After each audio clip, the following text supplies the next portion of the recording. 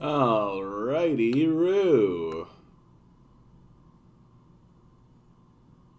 And we're going. Here we are. How you guys doing today? Alrighty, Roo. Alrighty, Roo. I've got quite the story to tell to you about what happened at the protest that I helped organize and help be a part of with Isabella Gamp and the organization POOF, Protecting ODSP OW Funding.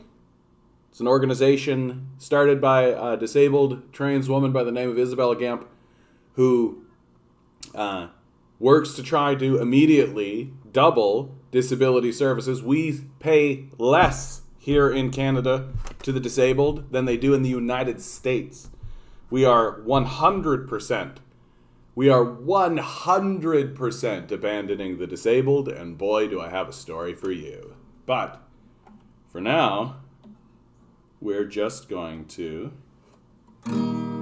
We're streaming away, we're streaming today. I hope you're feeling fine.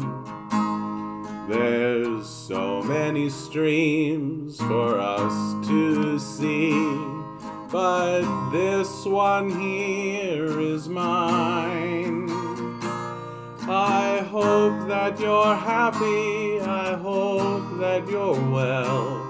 Now come on and join me, watch the world go to hell as we are streaming away. We're streaming today. Let's stream today. So I went out to this protest, helped organize it. Wonderful people came. A friend of the show, Nico, was there helping out, helping organize, helping deal with the traffic. We didn't have the same kind of police support that we'd have in the past because there was a ton of protest movements. Happy election day to you as well, DM. So I go down to this protest. We get set up. Of course, the sound system that we get is half as powerful as we're used to. So already we're fighting against the elements, right? We're fighting against the streets. We're fighting against the traffic. We're fighting against the pedestrians. We're fighting. We get everything set up. We get going on. And as we're rolling along, what happens? The anti-mask protest, the Freedom March, as they called it this time around, rolls on by. And 1,000 people holding anti-Chinese propaganda, holding racist signs. One guy's carrying a gigantic wooden cross, right? PPC signs. For those of the American friends, this is a white supremacist, far-right organization that is threatening to get a seat in today's election. So they'll actually be part of our system of governance here in Canada. It's very scary. And their signs were all over this Freedom March. 1,000 people, of course, anti-vaxxers in the crowd, the whole thing, walk on by.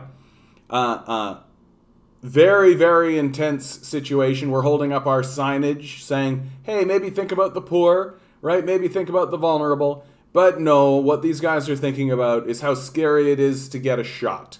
That's what this movement's all about. It was to get a shot. So they moved on by, right? 1,000 people walk by us because they're crying about how they have to go get a shot. Because, we have some stupid babies in our society. So we continue on. We continue our protest, right? Lots of people watching us. Lots of people walking by, listening in to what we have to say, asking questions. And then what happens?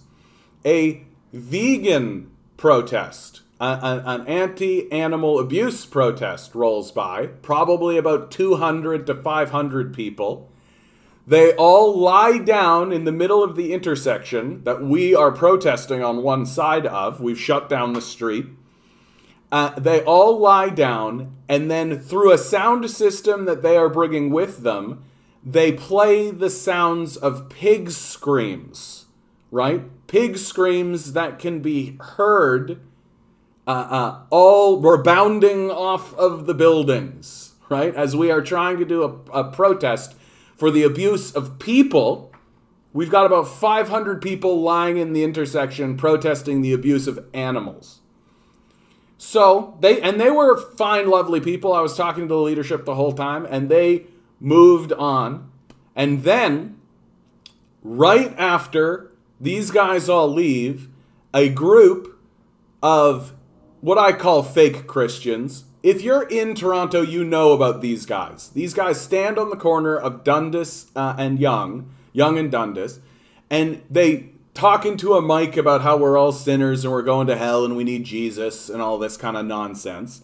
And by this point, we are frazzled, right? It has been a chaotic, ridiculous experience from start to finish. And these fake Christians roll in and they start bombarding over their mic system, their stupid nonsense. And so we turn our speakers against them and start just shouting at them for being the fake Christians that they are.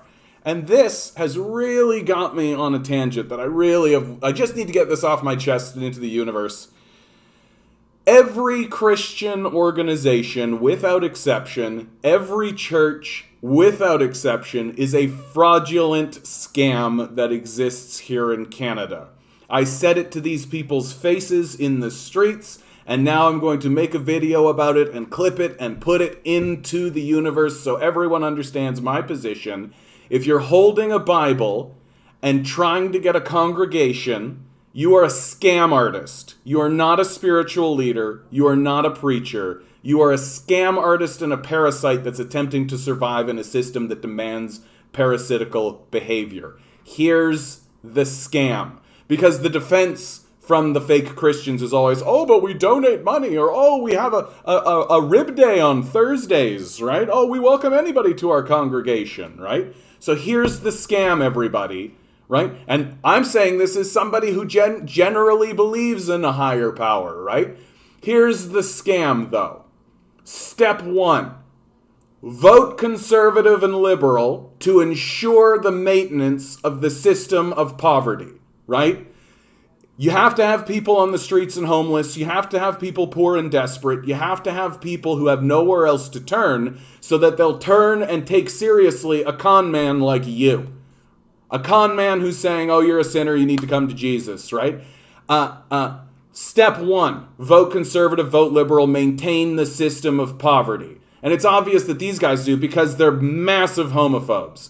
They went after Isabella for being a trans woman. They went after Isabella. They said that she wasn't disabled, for God's sakes. So it's just this absolute asinine, ridiculous bullshit. So they definitely vote conservative or liberal to maintain the system of poverty. Step 2, do performative charity. Okay? What do I mean by performative charity? So you take a small amount of the money that you get from your congregation and your donators, right? To have a potluck or do some sort of community outreach so that it looks like you give a shit about these people who you vote to impoverish, right? Remember, you're voting to maintain the system of poverty. You're not voting to remove the poverty from the society. So you're doing performative charity into the society. This has several benefits. Benefit number 1, it increases the size of your congregation because you have poor, desperate people who you vote to keep poor and desperate, right? You've got poor and desperate people in your society, right? So you increase the size of your congregation and then you encourage them to do what? Vote conservative and liberal to ensure that you maximize the amount of votes to maintain the system of poverty. 2, it allows liberals, mainly, to feel good about themselves as they vote to maintain the system of poverty, while simultaneously donating charity to this organization that's doing like Rib Day on Thursdays or something like this, so that they feel good about themselves. That they care about poverty. They do. They donate to a church after all, right? They donate to a Christian movement after all. Oh, I care about poverty, right? And this is beneficial to the con artists that are running this scam because it allows them to take a bunch of money from liberals who want to feel good about themselves instead of eliminating the system of poverty. And they buy big houses, big cars, big watches, and big boats. That's what they do with their money. How do I know this is true? Because I used to be part of this church system. I saw the scam every single day of my life. When I was younger, I didn't see that it was a scam, but it's obviously a scam. It's obviously a scam, right? Because if these were real Christians who actually read their Bible, like I do, right? And who actually read their Bible, they would already have been in the streets in order to protest the treatment of the poor. They would already be pushing their politicians in order to eliminate poverty from the society. They would be acting as their Christ acts, and they would be protesting against poverty, but they don't do that because they require poverty, because they are parasites who need poor people in order to create a show so they can sucker gullible liberals out of their money. And what would happen to these con men if they actually pressured their politicians and succeeded at eliminating poverty from their society? Then their scam would end and it would be over. So if you are a pastor, a preacher, a priest, a reverend, a nun, I don't give a fuck, you're a con artist from start to finish. And the only way you will ever convince a man like me that you are not a con artist is if you come into the streets and protest against poverty directly. That's all I accept. Anything less than that, and you're just a scam artist stealing money from people in order to buy yourself a big-ass boat. Welcome to capitalism. Even the churches are fucking parasites. Anyone went to the UBI march at Nathan Phillips Square? I did, because it was right at the beginning of my protest, so I went to that first, and then I came over to the other one. I don't want to shit on it too much, but it really looked like a bunch of liberals. It looked like a bunch of liberals being liberals. It looked like a photo op. They broke the group into 3 separate marches. I can't think of a better way to effectively diffuse power. It ended up being a Photoshop, a photo op for politicians, right? That there was like a Green Party politician and an NDP politician and a Liberal politician. They each needed to have their own group and they each needed to have their own thing. And most importantly, if you ask me, this UBI march, Jessie Golem was there. I want to reach out to Jessie Golem and talk to her because I want her to encourage her to actually do a real protest, right? That what I saw was not a real protest. It was a photo op, right? And the thing that really kicked me off was when they had signs that said human-centered capitalism. And I immediately was just like, that's like saying dry water. That's like saying solid air, right? Like that's like saying skyworm, right? Like it's a complete paradox. There's no such thing as human-centered capitalism. It's in the name. Capitalism. It might as well be called stuffism, right? Capitalism is the process of putting capital ahead of human life.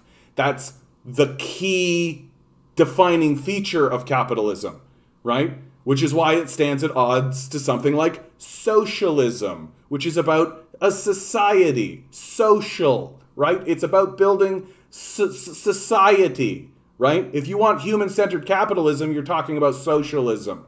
That's what you're talking about. Human-centered capitalism is a paradox that doesn't make any fucking sense, so it's another scam. It's a way for liberals to pretend like they care about the poor while doing absolutely nothing to help the poor. And that UBI march that I witnessed was not a march. It was a photo op for 3 politicians in order to get their picture taken so that they could feel good about themselves and then not push it in the house and not do anything about it. It was a way to diffuse energy. It wasn't a way to build energy. It was a way to diffuse energy. That's what I saw. Because if you're taking the group that you have in order to do the protest and you're breaking them into little segments and you're sending them down the paths and doing all of this kind of stuff, you're destroying your movement on purpose. You're actively destroying it. And maybe you could create the argument that like, oh, but you got some photos with some politicians and there were people and it was a show of support and it was supposed to be a photo op. And that was the goal in order to push on that kind of angle. It's not how you get shit done. It's not how you get shit done. You know how you get shit done? You get thousands of people in the streets. You get thousands of people in the streets, right? Who do you think got the most attention on that day? Do you think it was the 1,000 people in the anti-mask protest? Or do you think it was the UBI people? And when they finally came to our protest, an anti-poverty protest, they walked on by and they didn't join in, right? And it's because they don't want to shut down infrastructure. That's the exact quote. They don't want to shut down infrastructure. So they're not interested in being effective. They're not interested in challenging power. They're saying dumb shit like a human-centered capitalism, which is a complete and total paradox. It doesn't make any fucking sense, right? So they're taking people like Jesse Golem. They're taking people who are genuine in their pursuit for a basic income, and they're diffusing that energy. They're not getting them into the streets. They're not attracting anything. They're not attracting anything. And the fact that they're walking past an anti-poverty protest instead of joining the anti-poverty protest tells you everything you need to know about their priorities, in my view. Like, they're not interested in being effective. I thought we were already in human-centered capitalism. Exactly. So please like, share, subscribe, right? If you want to send a little bit of money down below, please hit the Patreon, right? I got to pay rent too. All of that kind of stuff. If you're already donating $1, please consider upping it to $2 or maybe $5, right? If you can, I'd very much appreciate it. And for the Patreons who are out there, I just want you guys to know I actually got a new computer chair today because of your donations. So I want to say straight out to the Patreons out there, thank you so much for supporting me. Thank you so much for helping me. This chair that I'm sitting on right now is falling apart. I literally can hear it creak every time I move. It kills my back every time to sit on this thing. So I went and got a new computer chair. On sale, of course, because I'm still an Irishman. And it's going to really help me, and I hope it's going to really improve the stream. Thank you so much to my Patreons for facilitating that. And if you want to participate in that, please think about donating below. Oh, okay, guys. I needed to get that off my chest. Thank you so much, all you guys. Let me catch this up here. Canada's moving into chaos. It absolutely is. What I experienced on Saturday can only be described as total chaos. And I suspect it's going to get worse. I suspect that that's just the tip of it. It's going to get more extreme. Fascism and feudalism is the future of Canada. Yeah, well, or it could be socialism. It can be socialism, right? We have a choice as a people. We have a choice, which really kind of flows into what I really want to talk about today. But before we do any of that, guys, we cannot forget, today's number is I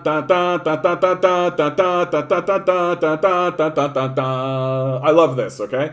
I know that it's diffusing the anger and the frustration, but god damn it, does it make me feel good about myself. Everybody, what are your numbers? I'm going with a 10. I'm going big. I'm going 10. What do you guys got today? Here we go for today's number. We got a 4, we got a 1. Hey, It's Duke, how you doing? 20, Matthias, Crouching, all you guys, 2021. thanks so much for being here today. 10 balls. 10 balls. Each ball has a number. DM, you always sit this one out. 1 through 10. You're just not feeling the number. World Just pick a 0. numbers. Come on, you can't be wrong with a 0.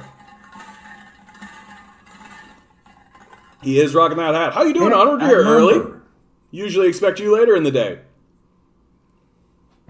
Today's number is... Here we go. 6. 6. Big whiff across the board.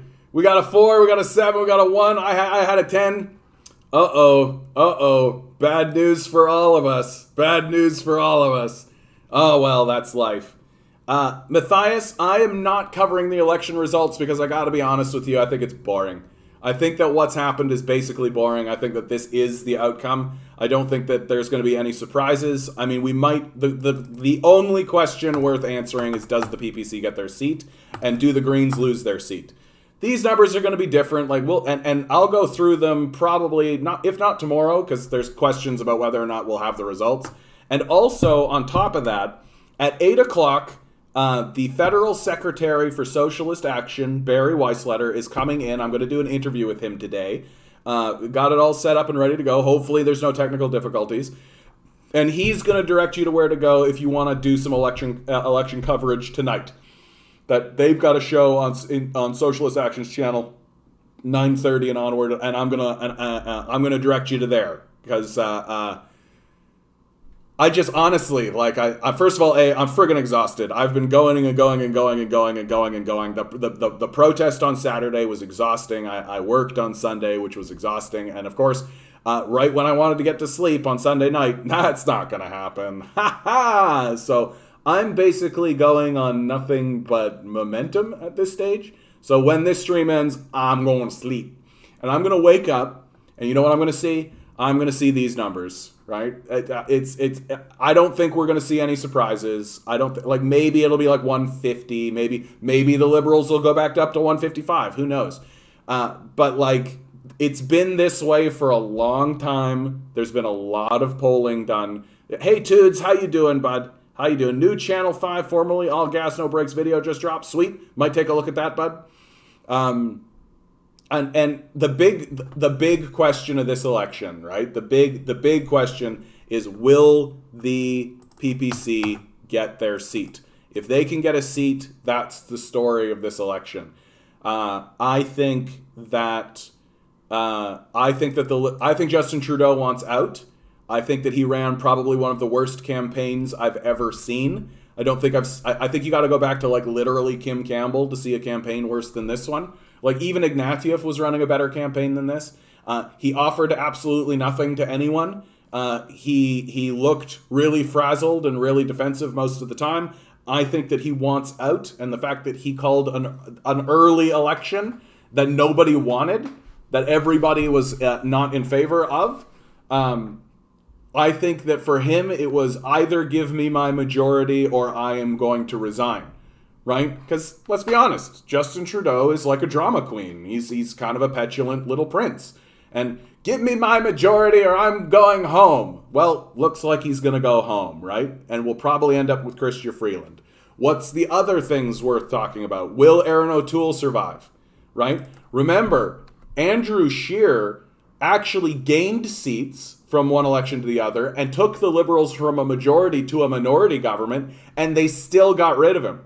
Right? They still got rid of Andrew Scheer, even though he increased the total seat counts and took the Liberals down to a minority.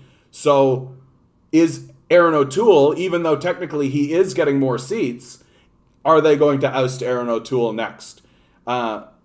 Inclination says yes. I hope you're doing well, Misty. I hope you're doing well, Misty. I hope that your surgery went well. I hope that you... I saw that you went out and voted. If someone like Misty can go out and vote, everybody can go vote, right? It's absolutely the case. I hope you're doing well, Misty. Yeah, based on what I heard on chatter, people are fed up with tater tots, Justy. Of course. Yeah, people are fed up with Justin Trudeau, right? Like, and I feel like the blackface scandal ultimately is like the end of him, right? That like he never really recovered from that. That humanized him in a way that he didn't want to be humanized. That he always wanted to be seen as this like princely Justin Trudeau figure type, right? And then the blackface scandal sort of brought it back down. Hey, Garden Mice, how you doing? Good to see you. Voted NDP, baby? Yeah, I also voted NDP. I think NDP was the safe money in this particular election. I am starting to lean towards communists more and more because the communist movement here in Canada seems to be picking up steam. I hope to do better coverage in the next election. That's going to require me to get my shit together.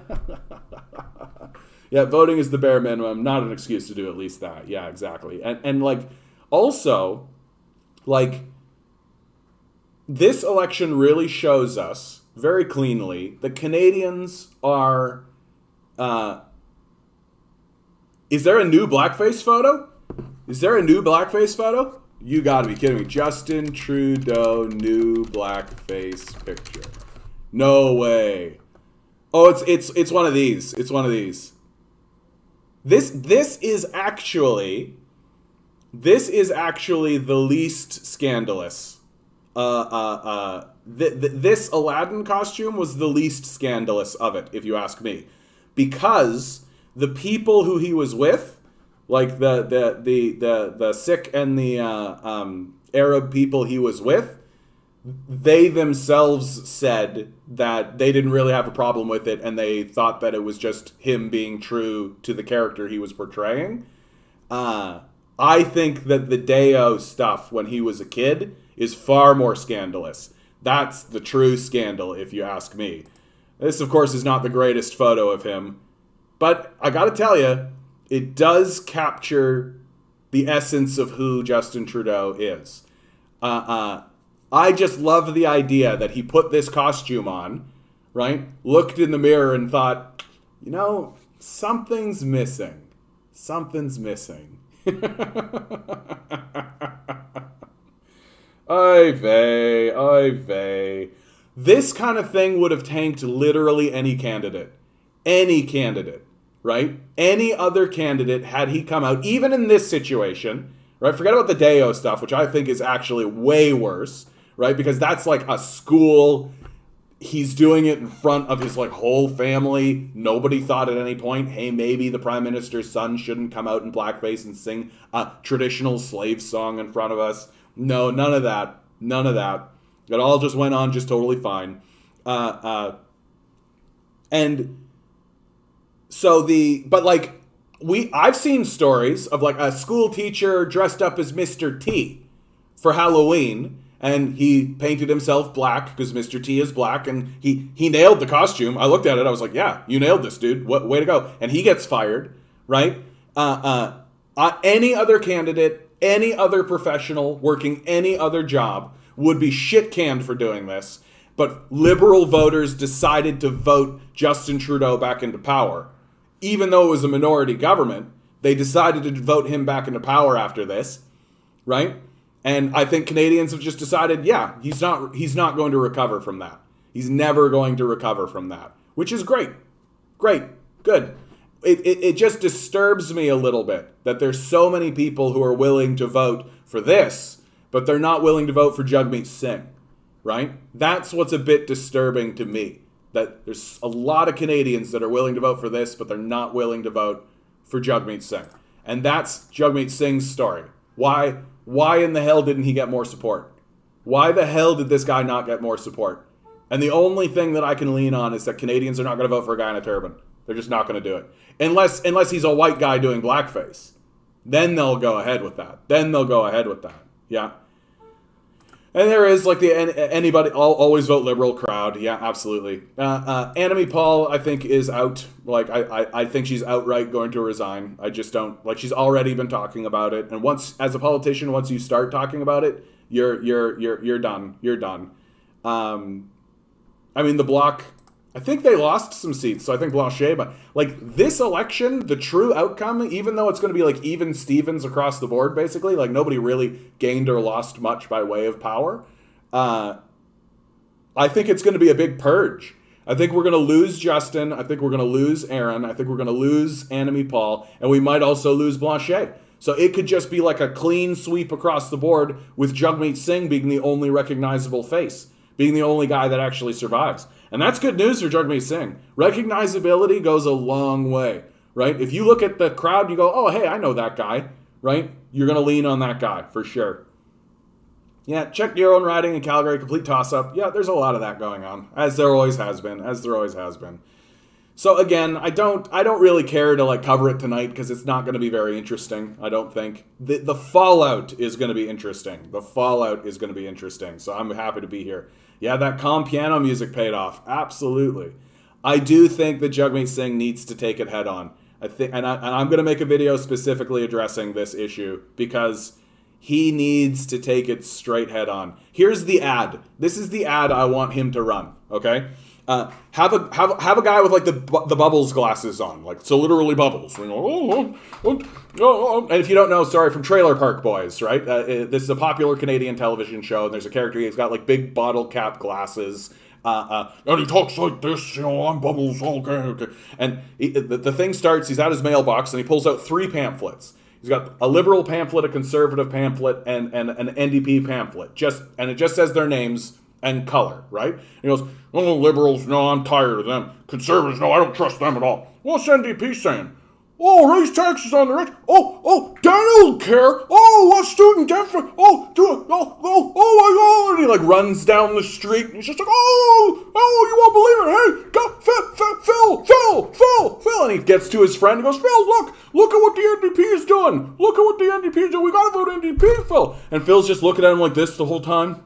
And then finally, Phil grabs the pamphlet, turns it over, and Jugmeat sings on the back of it, and he shows it. And Bubbles looks at it, goes, oh. And they cut to him, and they cut to Jugmeat, and they cut back to him, and they cut back to the Jugmeat, cut back to him. And he throws away the pamphlet, and he goes, well, who are you going to vote for? And then it cuts to Jugmeat Singh, and Jugmeat just goes, really? And that's the ad. And I think Jugmeat Singh needs to take it head on. Canadians are not voting for him because of his turban, which is fucking stupid. Which is just goddamn stupid. It doesn't get stupider, right? You're literally not voting for all the policies that you agree with. You're not voting for dental care. You're not voting for a basic income. You're not voting for removing fossil fuel subsidies. You're not voting to tax the wealthy. You're not voting for any of that, right? Why? Well, that guy's got a piece of cloth on his head. I don't know what's up with the piece of cloth on his head. What's with the turban? Yeah, I'm going to keep voting conservative and liberal. I'm going to keep voting conservative and liberal because that guy's got a cloth on his head. Yeah. Like, jeez Louise. And this gets us into the larger conversation that I need this to be more concrete in our minds, right? We are absolutely... we have been completely confronted with how stupid we are as a people. Like, there is at least 30%, if not more, of the population that we can pretty safely say are like dirt nail in the head stupid. And it's not like conservative or like it's throughout all of the parties. There's just like, I've got a nail sticking out of my head like, oh yeah, I gotta go vote today. Like, that's for real. For real. Oh, what was offensive? Oh, what did you... Oh, yeah, I see. Yeah, that's what you said. What if you had a red and green flannel turban? Yeah, I don't think that's offensive. I don't think that's offensive at all.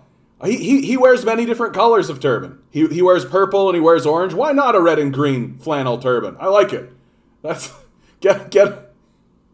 Get him in the red and green like lumberjack thing. Have him with the axe, right? Have him with the leg up on a log with the green and flannel with like a Canada symbol right on it. Come on, I love it. I actually really love that. That's great. I think that'd be a great photo. That would be like an iconic photo, I think. I think people would really, really gravitate to that. Yeah, Jugmeat would absolutely rock that. He would absolutely rock that. In any case, he has to take this head on. He has to. He can't just ignore it. He can't just pretend like Canadians will come to their senses on their own. And it's going to be a very difficult conversation. The media is absolutely going to shit on him for it. Everyone's going to shit on him for it. It's going to reveal the white supremacist nature of Canada, right? But if he doesn't do it, he'll never grow, right? If he doesn't go through the pain, he's never going to grow. And if he doesn't try and then doesn't grow and then is ousted by his party, if he doesn't try, he'll regret it. He'll regret it, right? So he's got to do it. He's got to do it. And this election proves it. I think he went into this election thinking like, oh, my favorability is so high. That's got to translate into votes. No, it doesn't. No, it doesn't. Canadians are going, yeah, I really like this guy. No, what's with the turban, right? That's what they're doing. And he's got to address it. And I think the way to do it is with just charm and humor and to disarm them with to address the issue without directly insulting people. Like, oh, you're a stupid fucking idiot if you don't go out and vote for a guy with a turban. But like the really approach, just like, really? Like, really? That's what you're doing? Really? Okay. They're not going to lose seats. They've been polling at about 30 seats this whole time. I'd be blown away if they got less seats. If they got less seats, Jagmeet has to resign. Like, that's not going to happen. You kind of want to draw it now. Go to town, Misty. Go to town. These are things that I want to show Jagmeet Singh so that he will hire me in his campaign team, and then he'll actually win. Your love was spurned? What happened, Alex? What happened? Okay. Somebody asked a question back here, and I want to take it seriously. Garden Mice. Do you think if Nikki Ashton had become leader of the NDP, they would have done better? No. No. Nikki has her own set of problems that align very cleanly with Jagmeet Singh's problems, right? She's a woman of color. She's a woman. I feel like the same issues that exist for Jagmeet Singh exist for Nikki Ashton, and honestly, this is really, really bad. I like Nikki, I really do. I think she would be a fine leader. I would vote for her. I know plenty of people who think she's just annoying. That's it. Like, literally, that's it. She's just annoying. Right? And they just don't like the idea that she would be walking around talking to people and doing speeches and shit because they think she's just annoying. And what do you do about that? Like, for real, what do you do about that? Like, oh, she's just annoying. Oh. Because she's a woman who has a loud voice and an opinion, right? She's got like an Erin Brockovich sort of nature about her, right? Canadians just aren't going to vote for her. Yeah, NDP needs another... Like, I mean, you know what Canadians are saying, right? The white Canadians, NDP needs another white male, right? Like, I mean, it's the sad fucking truth. It's so fucking dumb. Like, it's so fucking dumb. Like, ugh. And it gives lie to the idea that Canadians vote on policy. Like, what this election has really shown, for sure, assuming that this is the outcome, which I do, because I think that things are pretty written out here. There is some definite constipation amongst the populace. We're very, very constipated. Like, we really didn't want this election, and it really just looks, for the most part, that everybody is like, I voted Liberal last time, I'm just going to vote Liberal this time. I voted Conservative that side, this is going to... Because I think people more or less, in terms of the performance of the government, are more or less pleased with how the government is proceeding, the federal government at least, is proceeding in this pandemic. I don't think that they think too deeply about it. I think that they see that things are going reasonably, and so they don't see a reason to change it, right? It's kind of what I always say. During times of crises, the electorate will always vote for the... I love you too, Alex. I'm sorry. I must have just missed it. I didn't mean to spurn you, bud. I didn't mean to spurn you. Oh. And Alex, I want you to know, dude, I said it to you at the protest. Alex came down to the protest and performed a couple of songs for us. Your writing is so tight, dude. You got like a slam poetry thing going on there. You got to lean into that slam poetry shit, dude, because that was really, really, you got some good stuff going on there. And I really want to encourage you to keep reaching for that rainbow. There's something going on there, bud. So keep spinning that wheel. Keep grinding on that. But yeah, during times of crises, Canadians vote for the incumbent. And in this particular case, the incumbent was a minority government, right? And so Canadians said, okay, this is a time of crisis. We're going to vote for the incumbent. Minority government it is, right? And nothing changed and everything's completely the same and we're going to keep going forward. And I actually think that this outcome is probably the best for Canada in this moment. That the NDP have been working to try to increase benefits. They're talking about maintaining the benefits they have. They're not going to prop up a government that is austerian. So what this forces the Liberals and the Conservatives to do is actually join forces if they wish to be austerian. And if the Liberals start voting with the Conservatives, they will die. And that's just true. If the Liberals and the Conservatives start voting together on economic lines to commit austerity against the populace, the Liberals will die. right? And it could end up being a swing to conservative town. That's how Harper got his majority, right? The Liberals died and the Conservatives took over. So that's like the worst case for Canada. So the question is, are the Liberals going to bend the knee to the Conservatives, or are the Liberals actually going to allow the left wing of the caucus, which are not the caucus of the Parliament, which is the NDP and the Greens, to sway them? Right? We'll see. Only time will tell. And I hope that the Liberals, under Chrystia Freeland, because let's be straight, that's the next leader, swing to the left. Chrystia Freeland has wrote a lot of literature on the wealth gap that exists here in Canada. She understands the issues, I think, better than Justin Trudeau does. And while she and on top of that, she does more work than he does, right? So the question is Chrystia Freeland full of shit or not, right? Are these Liberals going to just continue being full of shit? We'll see.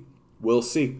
Only time, only time, only time will tell. Sounds like when the Liberal Democrats in the UK were coalition partners with the Tories and sacrificed all their principles to implement austerity. That's exactly right. That's exactly right. Well, and that's what Liberals do.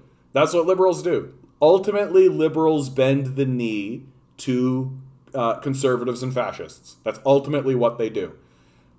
That's been true throughout history. That's been true in the most dramatic moments in parliamentary politics. Adolf Hitler gets into power because the Liberals bend the knee, right? They don't fight back. They just let him take power. And fucking Adolf Hitler was walking around with a book that he wrote that said, let's round up the Jews. Like, that's dramatic, dude. And the Liberals bent the knee then. I fully expect them to bend the knee now. Because why else? Like, you're a fucking liberal. That's what you do. It'd be nice if they didn't, though. Wouldn't that be cool? If the Liberals, like, they go through a big leadership convention, they elect Chrystia Freeland, and Chrystia Freeland grabs hold with the NDP, and they actually pass some legislation to help Canadians. Yeah, Chrystia now avoids questions about a basic income. Yeah, because they know, right? They know it works. They know that it benefits the populace. They know that it's the first step in destroying the capitalist death cult. And she works for the capitalist death cult, right? I feel like we never talk about this, but isn't it extremely evil of big corporations using child laborers across sea? Yeah, they say capitalism is moral. Yeah, I mean, we talk about the child labor. Nestle, for example, like Nestle is outright. It's overt. It outright admits that it uses child slave labor. That it says things like, well, if we've got to report slavery in our distribution chains, it's really going to increase prices. Like, they outright say this shit, right? Like, if we've actually got to stop using slavery, it's going to increase prices. Like, we know. Like, we fucking know. And my favorite is when people point at, like, China and say, like, oh, China's using slave labor for products that we buy, right? It's always that. It's always like, I'm buying a product that was made with slave labor and the country that made it is evil. Right? Very straightforward. Yeah, watch Norm Macdonald clips all weekend. Rip for sure. He knew he had cancer, right? And he knew that he was dying. He had been fighting cancer for 9 years. He didn't tell anybody.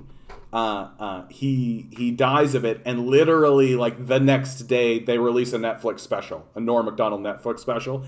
And I think that is Norm Macdonald's last gift to us. I think he knew he was dying, and so he gave Netflix a special, and he said, when I die, you release this. I think that was the arrangement, and that was the deal. When I die, you release this.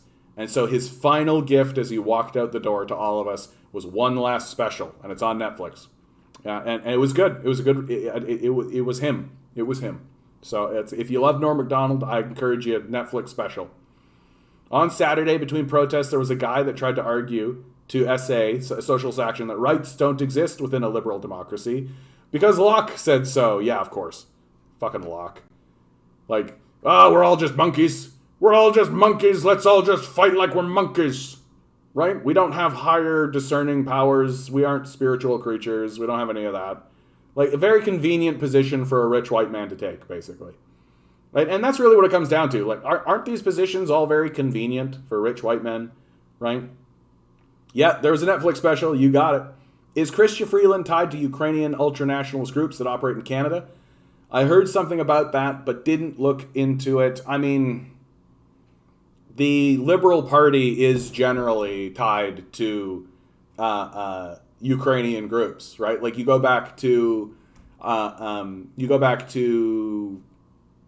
Pierre Elliott Trudeau, right?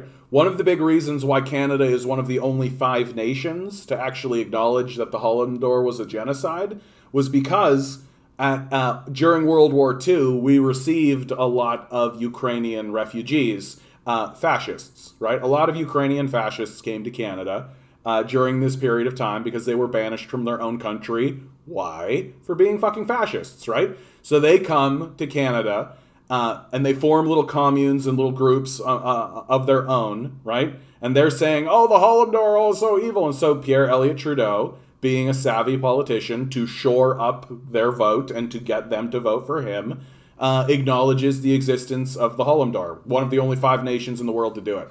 And that's 100%. So the Liberal Party has always been tied to Ukrainian groups and Ukrainian ultranationalist groups. That's part of the Liberal Party base. Like, why do you think the Liberals are still funding and supporting the Victims of Communism Memorial, right? The Victims of Communism Memorial, which includes, like, people killed in natural disasters during the communist period because communists have control of natural disasters, and also Nazis, right? That the Victims of Communism Memorial includes Nazis as the victims of communism. So, like, all of the people that were killed during World War II amidst the conflict between the Nazis and the communists, all of those Nazis are victims of communism, right? And fully supported by the Liberal Party, fully supported by the Conservative Party, right? Stalin was secretly Thor. Holy shit. Wouldn't that be something, eh? He didn't die. He just returned to Valhalla. Did you see the newly posted interview between Jordan Peterson and Rex Murphy about the election? Rex looked like he aged 50 years. Well, I mean, Rex, I didn't see the conversation. I doubt I'll watch it. I've seen one conversation between Peterson and Murphy. They're peas in a pod. They're just two sides of the same coin. Well, Rex is getting there, dude. Like, Rex is getting there. He's ready to pop out, right? Like, he's ready to pop out. And I mean, so do we all, right? So shall we all. That's sort of my position on that. I don't care to make fun of these guys because they're getting old. Because they're getting old. And we're all gonna get old, right? I make fun of them because they say things like we need to protect Western civilization when they don't actually read any of the books, right? They don't actually they don't really include books like the poetry of Blake. They don't include Charles Dickens. They certainly don't include the Bible, right? They certainly don't read those texts. And so, like, what's left, right? What's this Western civilization that they're actually protecting, right? And like, I mean, and if you care about Western civilization, you want to protect Western civilization, well, Marxism is Western, right? Marxism is a Western ideology. It starts in Europe. Like, it's, so when they say Western civilization, what are they talking about, right? And nobody's really challenged them on this. Nobody's actually stood up to them and been like, excuse me, what are you talking about when you say Western civilization, right?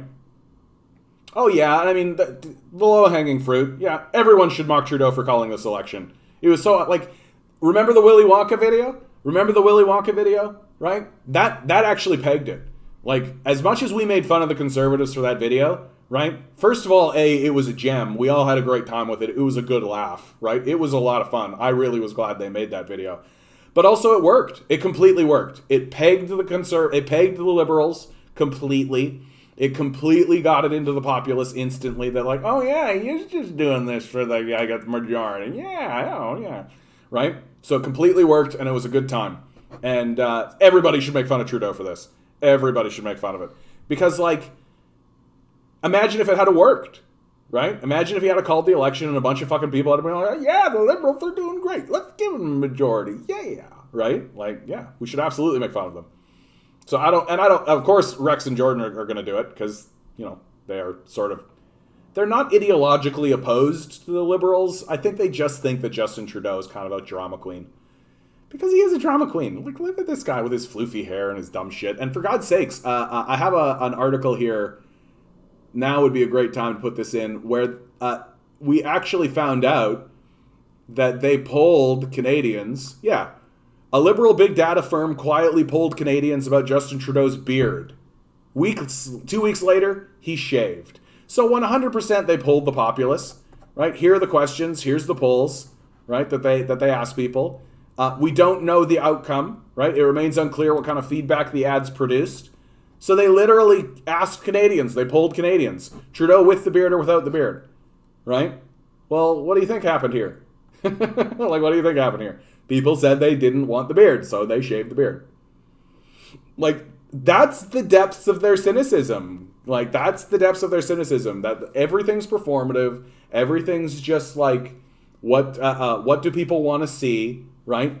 They're not interested in doing what's right. They're not interested in helping people. They're interested in the illusion making, the craftsmanship, right? Like, imagine if I started polling you guys and saying, like, hey, do you like the shaved side of the head? Do you want me to shave the other side of the head? And whatever the poll said, I did it, right? Fuck that. I mean, I value your fashion opinions, but I'm not gonna, like... I will say that if one of you guys gave me money, I would definitely do something. Just gonna say that. I'm not above that. Right? I'm not above that. If somebody gave me $100, I'd eat a jar of pickles. Right? You would too. Don't pretend like you wouldn't. Everyone's got a price. Rosemary Barton loves Justy's pinky sparkle socks. Yeah. Hey, Ninetails. I don't think I've seen you in a while. Good to see you. Good to see you, Ninetails. I vote Mohawk. Oh, Mohawk. Oof. I actually just really love this. I'm such a big fan of this, and I'm so glad that I got rid of this, because it was looking all floofy and clownish. And so this I feel like gives me like I just feel, Eyes bank account. Oh, okay. All right. Let's see some of the more headlines that I've got here. Just to remind you guys, 8 o'clock, Barry Weissletter is coming in. We're doing an interview with the Federal Secretary of Socialist Action. He's going to start talking reverse Mohawk. Thanks, Nova Scotia. Oh, Nova Scotia, I've been meaning to say thank you so much for continuing to send me information. Continue sending me information about communists and things like this. If I'm not moving on it, it's literally because I'm just overwhelmed. It's just I'm starting to get... Today is actually a very important day. This interview I'm having with Barry is going to hopefully resolve some of the technical issues I've had, and I'm hoping that I can turn the 8 to 9 slot into an interview slot, so I can start getting people on and interviewing them during that period of time. So it's going to answer a lot of questions, and I just cannot get my shit together. So thank you for continuing to send me that information, bud. And if any of you out in the world know somebody or think of anybody who you think should be interviewed or you want to have me talk to on the show, just let me know, man. Just let me know. I'm down. I am down. I just cannot get my act together, you guys. The Krusty, too late, dude. I can't do Krusty the Clown. I can do Krusty over here, right? I can do Krusty over here, right? I can't do Krusty over here, though. So it'd be like a half Krusty. And I can nail the Krusty the Clown. Yeah, I can do it.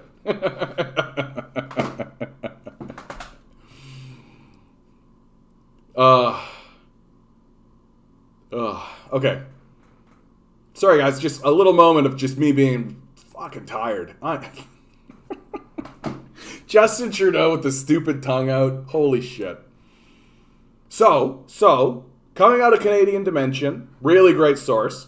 Why vote communist? Right? Why vote Communist? The Communist Party of Canada is the only anti-capitalist option on the ballot this election. I am just happy, and I've been seeing it more and more. I'm not going to read this one out loud because it's essentially in the headline, right? And sorry, Misty. Sorry, Misty. I'm seeing more and more acknowledgement that there is a rising communist sentiment in the populace. And I am seeing more and more that people are taking seriously the Marxist-Leninist view. I genuinely believe that Stephen Harper's last interview, where he outright said Marxist-Leninist, and he talked about the Marxist-Leninist movement, was a massive turning point for the Marxist-Leninist movement. Being acknowledged by your class enemies is an important moment. It means that they take you seriously. It means that you are a threat, right? Because if you were not a threat, they would just ignore you, right? So the only reason he's talking about Marxist-Leninists is because the Marxist-Leninists are beginning to enter the conversation in serious ways. And I'll be very surprised to see any communists actually win a seat in this particular election, but that doesn't matter because election cycles, like, these are marathons. These are not sprints. The boat doesn't just turn on a dime. The boat takes a long time to turn.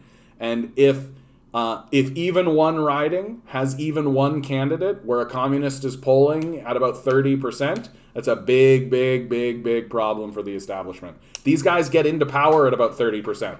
Like, for God's sakes, take a look at this. Right? These guys are polling at 31%, right? So if a communist starts to poll at 30%, even 20%, right? That's a big deal. That's a big, big deal. And if the communist movement continues to grow, if the communist movement continues to spread, if guys like me can get my act together and actually start getting more coverage and more people and more all this kind of stuff, we can take this shit over. We can take this shit over. Sends over Timmy's double large, a Boston cream donut. I have a gluten intolerance, so thank you for the donut. But and also get this, they got rid of the roll up to rim. You no longer roll up the rim, and there's no writing under it anymore. You got to like download an app, and then you scan like a QR code on the app, right? So you're not even rolling the rim anymore. It's what, scanning the cup to win. That's what you're doing. Boo. Boo! Tim Hortons is a sham. Their coffee tastes like coffee water. I guess coffee is coffee water, but you know what I mean. Conservatives have to fail next, and then people will be ready to try something new. We need to have our Donald Trump first, FML. Maybe not. Maybe not. Here's a path. Here's a path, right? And I'm not saying this will happen, but I'm saying this could happen. The existence of the PPC peels people away from the conservatives. It is completely possible that the Conservative Party fractures, right? You've got the Maverick Party that has shown up now, which is another far-right white supremacist organization. They don't think that Maxime Bernier is far-right enough, so they need to go even farther to the right. So the existence of the Maverick Party, the existence of the Bloc splinters the Conservatives in Quebec, so the Mavericks, the PPC, and the Bloc all help splinter the Conservatives. And as it becomes more and more apparent to the Conservatives that they can't actually get their majority, they're not even getting a minority, right? They're not actually gaining any power. They're not actually gaining traction or getting anywhere. They're going to splinter more, right? That's what happened the last time the Conservatives had to face any kind of thing. Of course, the last time they faced full-scale abandonment by the populace. They went from the majority government to 2 seats. It was a complete thrashing. This is going to happen a little different. It could happen a little differently, where the group, that the people just start to splinter more and more as they realize that the Conservatives can't actually deliver, that they can't actually get it done, that the populace isn't going along with them. They've got one more kick at the can. I think it's Pierre Poilievre. Pierre Poilievre is a dangerous conservative, right? Because he speaks well, he's very articulate, He actually has charisma, and about 95% of what he says is true. And the 5% that he lies about is kind of encoded and embedded throughout. So he still wants to commit austerity. He still wants to privatize. He's just very, very good at getting you there with the truth, right? Yeah, he's ruthless. He is ruthless, but he's very clever. He's very smart, and he speaks very well. He's extraordinarily articulate. I think that he could convince a lot of Canadians to go along with him. So Pierre, in my view, is the most dangerous conservative. Outside of that, I don't think the Conservatives got anybody else. So if they put Pierre in front of us and we don't bite, I think that's the end. And I'm pretty sure Pierre is going to be the next guy.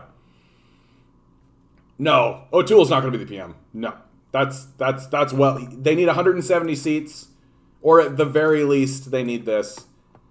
Nice seeing you, Alex. Have fun in Japanese class, bud. Have fun. Conservatives have to fail next year. Do you think communists could gain a foothold in reactionary strongholds like Alberta without parroting reactionary rhetoric about social issues? The culture war is a big motivator here. No. A communist has had a seat in the parliament in the past, and it was in the Yukon, if I'm not mistaken, or like the Northwest Territories. So up in the north, communists are able to gain a little bit of traction. Yet to be seen, to be determined. One thing that does happen to cultures, right, is that there are breaking points. There are times when cultures just finally snap, realize that what they've been doing is bullshit, and they turn hard onto it. Good for you, Darren. Good for you. First time casting your vote for the communists. Solidarity, brother. Solidarity. That's awesome. And I wonder what would happen if the libs and cons tied for seats. There is parliamentary procedure for that. There's parliamentary procedure for that, and it comes down... How does that actually work? I think because the Prime Minister is not actually... the Prime Minister is not actually elected. The Prime Minister is appointed by, I believe, it's either the Lieutenant Governor or the Governor General, appoints the Prime Minister, right? Nobody votes for the Prime Minister. People vote for Justin Trudeau's riding, but he's just voted in as the minister. And technically, you could appoint the Governor General, the Lieutenant Governor could appoint anybody if they wanted to. They just don't, because why would they, right? It'd just be fucking annoying.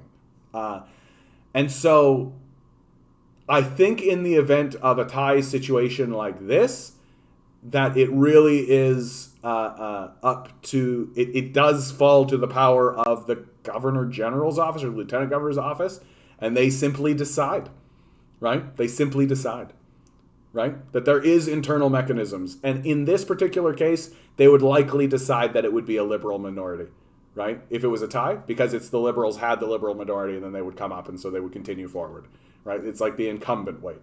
It doesn't come up that often, so I would be very surprised to see it here, especially because the Conservatives, like, they had their day, right? They went up, and then we all went, oh yeah, right, they're still Conservatives, and then they went down.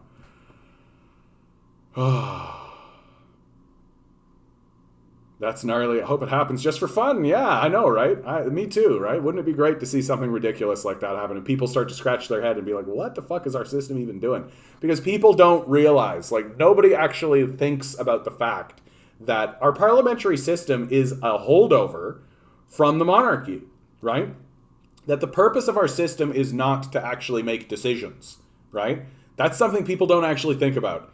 Like, when people, like, the big reason the millennials especially are about, like, electoral reform, the reason why we keep talking about electoral reform is because we know that the system was made by a monarchy in order to dispense power, right? That the Queen would go to the Prime Minister and say, this is the mandate for your nation, this is what we would like to see. The Prime Minister would take the mandate from the Queen and dispense it into the ministers, and they would go along their merry way. The system was not designed to make decisions. The system was designed to dispense decisions. That's how the system's designed. That all we're really doing is electing the person we like the most to deliver us the bad news. That's what we're doing, right? That we'll vote for Jim because we like Jim, and Jim's got a good face, and Jim's going to stand up and he's going to talk to the Queen about that kind of thing. But at the end of the day, Jim's going to go up the chain, he's going to go talk to the Queen, and he's going to do what the Queen says. That's what our system is designed to do. Yes, I would like to reform it. Yes, I would like it to be more responsive to the needs of the populace. Yes, I wish our system was less combative. Yes, I wish our system was more cooperative. Yes, I wish our system was more based on, hey, let's talk to the populace and see what they think and then do what they say. Right? Wouldn't that be great? Wouldn't it be great if the system just simply and naturally and was structured in such a way so that we poll the populace and we say, dear populace, what is the thing you're most concerned about, brah? And the populace would go, we are most concerned about climate change. And the system would then go, oh yeah, climate change, that thing that's caused by carbon emissions. Well, we'll just defund the fossil fuel industry then because it's what you're concerned about. And we would go, thank you, government, for being responsive to what we're saying because you're structurally designed to do that. But that's not what the system is designed to do. The system is designed to dispense orders. Who are the liberals taking orders from? It's not you. It's not you.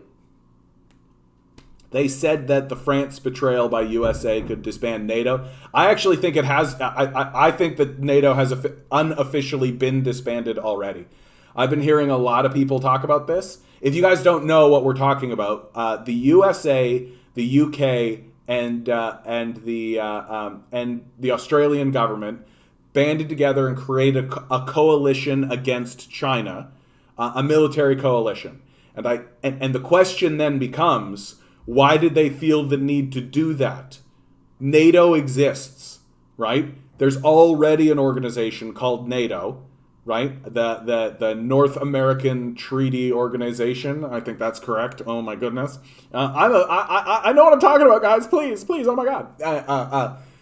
And so the question is, why create some alternative model? And I think it's because Canada, France, right,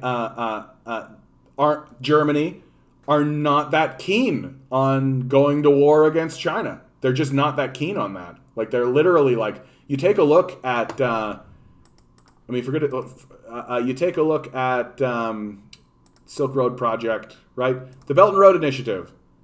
Like, this connects directly into Germany. It goes straight through Belarus. If you don't know what you're looking at, right, all the red lines you're seeing here are the high-speed rail that are coming out of China. The high-speed rail that's coming out of China, the Belt and Road Initiative, these are major trade routes, goes through Moscow into Minsk, right? Goes straight into Berlin, into Hamburg, no less, right? So there are major connections into Germany. There are major connections right into Paris, right? Marseille even, this is a major trade route. It's the Silk Road renewed. It's a huge North Atlantic Treaty Organization. I was so close. Was so close. I know what I'm talking about, guys. I promise. Thanks, Nova Scotia. I appreciate it. So they're not that keen on military conflict with China, especially like it's one thing if America wants to go blow up defenseless people in the Middle East. Like, that's one thing, right? China is a major nuclear power with an enormous military. Attacking China would destroy the planet for sure. That's a guarantee. There is no outcome in a full-scale war with China where the world is not on fire. It's what will happen for sure. We shouldn't do it. We should not be interested in it. We should think that that's boring. We should say, no, Grandpa, go back to sleep when people talk about that kind of shit. But here's Australia, and this arrangement with the UK, America, and the UK's only going with America because the UK's got nowhere else to go. They literally Brexited out of the EU, right? They have no allies. They've got nowhere else to go. And so the United States goes to their allies, Canada, Germany, France, and says like, hey, do you want to do something about China? And they're kind of like, not really, bro. Like, not really. And then they turn to the UK and say like, well, you don't have any friends, come. And the UK goes, okay, because they got nowhere else to go, right? They got nowhere else to go. They've painted themselves into a corner. So they're coming along. So they're like technical allies. But the big win for the United States is securing Australia. Big question marks. You can go on YouTube and find big lectures and big debates happening between American military personnel and Australian military personnel and intellectuals about what should Australia do if China and America go to war. And there's been people who are just like, well, we should ally with America. And then there's people who are like, we shouldn't pick sides, right? We should focus on trade. Because guess who Australia's number one trading partner is? China, right? And so entrenched is that trade agreement that when the 2008 crisis happened, destroying the world economy, knocking America and Canada on their ass, it didn't affect Australia at all. Because they had a tight trading partner in China, right? So this new arrangement, as America is doing the pivot to South Asia, as they call it, to the Pacific pivot, they are losing allies, right? Because allies are going, well, why? Like, why? Like, so you can have another 20-year war in a region and then leave with like no outcome whatsoever.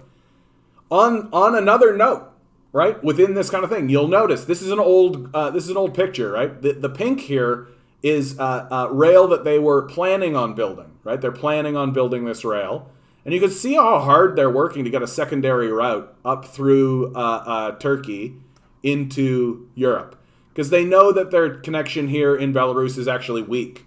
That the EU could is actually enacting sanctions on Belarus, which can cut the Belt and Road Initiative off, right? So you can't get stuff out of Minsk. So the Chinese are trying to create another rail to get up into bibbidi-bobbidi-boo. And their new ally, literally the day the Americans left Afghanistan, the Chinese basically started marching in. They're 100% going to connect the rail system to Kabul, which is right about here, right? And then they're just going to connect it into Mashhad, Tehran, and off to the races they go. It's going to really streamline operations. And most importantly, because of what's going on, China and Iran have been talking and tightening their arrangement even more. That it's becoming even more official, right? That they are becoming tight and strong allies. And I think it's in China's best interest, and I think it's in Afghanistan's best interest, and I think it's in Iran's best interest to link this rail up and join that alliance. When Canada was forming, John A. Macdonald outright said that the rail, right, from coast to coast, the rail from coast to coast, was necessary to unify Canada. And it was necessary to unify Canada, and especially to secure British Columbia. What do you think a rail through Afghanistan into Iran is going to do? It's for sure going to unify these guys. For sure. Even if you think that everybody's motivated by greed and is a sociopath. You're telling me these guys don't want to be connected to this high-speed rail system? Yeah. Yeah, they for sure do. They for sure do. So I think that NATO has already unofficially disbanded.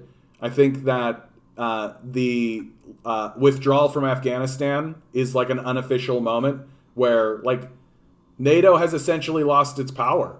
Like, they're seen as no longer credible. They're going to go into Africa and blow shit up in Africa because nobody cares about Africa, apparently. Like, everybody's like, fine if you go into Africa and blow the shit out of Africa.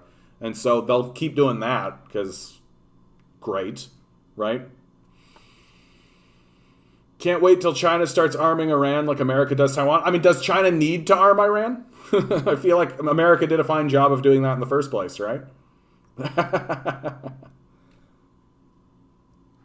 Yeah, elections cannot be allowed to change economic policy. Wolfgang Schäuble, former German finance minister and current president of the Bundestag, I love the German language, right? It's got very like Unstaven. Love it. I think Canada aligning with the rest of Europe over the USA for military stuff wouldn't be so bad, maybe. I don't know. Yeah, I mean, the US has lost its mind, right? Like, what it's doing right now is insanity. Like, there's no other way to describe it. Like, if yeah, such a section, you nailed it, Onward. Sexy, that's the word I would use, for sure. The United States has lost its fucking mind. Like, and it's really, really, really obvious. Like, the moment you step back and actually observe what they've been doing throughout the Middle East, you can say with clarity, this is an insane nation that's lost its mind. It's literally, this is what it is doing. It is taxing its own citizens with overly cumbersome and burdensome taxes in order to take those taxes and give it to weapons manufacturers to build bombs so that they can go into defenseless nations that don't have a navy, that don't have an air force, that barely have a standing army, and carpet bomb the desert, right? So that they can justify turning around and maintaining the taxes in order to build more bombs and continue destroying the place. That's what they're doing. And it's gotten to a height of absurdism. Like in Afghanistan, the Taliban would set up fake outposts, right? They would set up fake military targets so that the Americans could spend millions of dollars carpet bombing it. And then the Taliban would go into the area that they just bombed and collect the scrap metal, which they would then turn around and sell for $100 or $1,000. So we literally spend $1 million so the Taliban can sell scrap for hundreds of dollars. That's the economic system the Americans are under right now. That's what they're doing. That's fucking insane. That's fucking insane. And Americans are coming to hate each other more than a foreign enemy. Like, this has become a truism. If you are willing to destroy another nation, you are willing to destroy your own nation. That is a truism. That goes all the way back to like the ancient Greeks, that it was well understood that as Athens was going around destroying its neighbors, it would eventually turn around and destroy itself, and it did. And it did. What you are seeing them do in the Middle East, they will do in America. They will do it. That, like, why wouldn't they? What makes you think they wouldn't? Right? Whiteness? Like, it's for sure coming. They've heavily armed their police forces, right, with military grade technology, including like fucking heat rays and sound blasters, right? Israel literally spews chemically laced corpse water, is what they call it, right? It literally smells like corpses, causes people to lose their hair and shit. That's what Israel is doing if you're a protest movement. America is going to do exactly the same kind of shit. And no one will be able to stop them. Who's going to stop them? Who's going to stop them? Right? Like, none of these guys are going to stop that from happening in America's borders. And it's going to really start happening once America starts to balkanize. Right? Let's be really fucking clear about how this is going to look. We poll Americans on how they think about separating. Texas, about 50% across all parties want to separate from the United States. Secession is on the ballot already. That's the same in California, where about 44% of Democrats want to secede, and secession is already on the ballot. The southern states here, right? All of these guys, the Republicans are polling at about 50 to 60%. They want to secede. And that's true of independents as well. You go up to these areas and you got about a 30% support rate across Democrats and Republicans to secede. Because the states are beginning to put together that all their taxes are for is bombing children in desert regions. That's what it's for. It's for erecting a genocide here, maintaining a genocide here in Yemen and Oman, right? That's all federal taxes are for. They're not for anything else. And if the federal government isn't actually going to respond to the needs of the state, then eventually the states will start to secede. Like, what unifies America? Outside of war, right? Outside of war, what unifies America? Fucking nothing. There's nothing that unifies America. And if suddenly America becomes war weary, right, which it is becoming war weary, if it starts to get to the point where it's no longer interested in slaving away and working so that we can create dead bodies overseas, well, the only thing that could unify a people is some sort of project, right? Healthcare, right? A basic income, something along these lines, but they're not doing it, right? So the United States is going to balkanize in pretty serious ways. I think that happens in like 10, 20 years. And all it's going to take is someplace like Texas, right? Have a Brexit moment, right? Texas goes, sorry guys, we're out, right? And why shouldn't it be Texas? All the millionaires just moved to Texas, right? Oh, sorry guys, we're out. And Texas goes, and suddenly California goes, suddenly there's a bunch of states over here that go. I want Canada in BRICS. We've done so much damage. We need to join the non-insane side as soon as possible and pay reparations for funding Israel and Saudi Arabia. Yeah, good luck with the reparations, right? White supremacist countries rarely pay reparations or acknowledge they've done anything wrong, in fact. Hey, Bumbleguppy, how you doing, bud? The problem is that under capitalism, all decisions are already made for you by the system. That's why the U.S. can't change direction. Capitalism won't let it. Profit, growth, and nothing else. That's exactly right, bud. Which is why the answer is to take to the streets. There's nothing left to do. That's what really upset me about the UBI march, right? The UBI people are still pretending as though they will be able to negotiate with the powerful, that they will be able to negotiate their way into this. It's not how it's going to work. They're not going to be able, like, these people don't have morals. They don't have a conscience.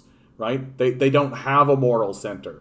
They're corrupted by a capitalist system that is inherently sociopathic, right?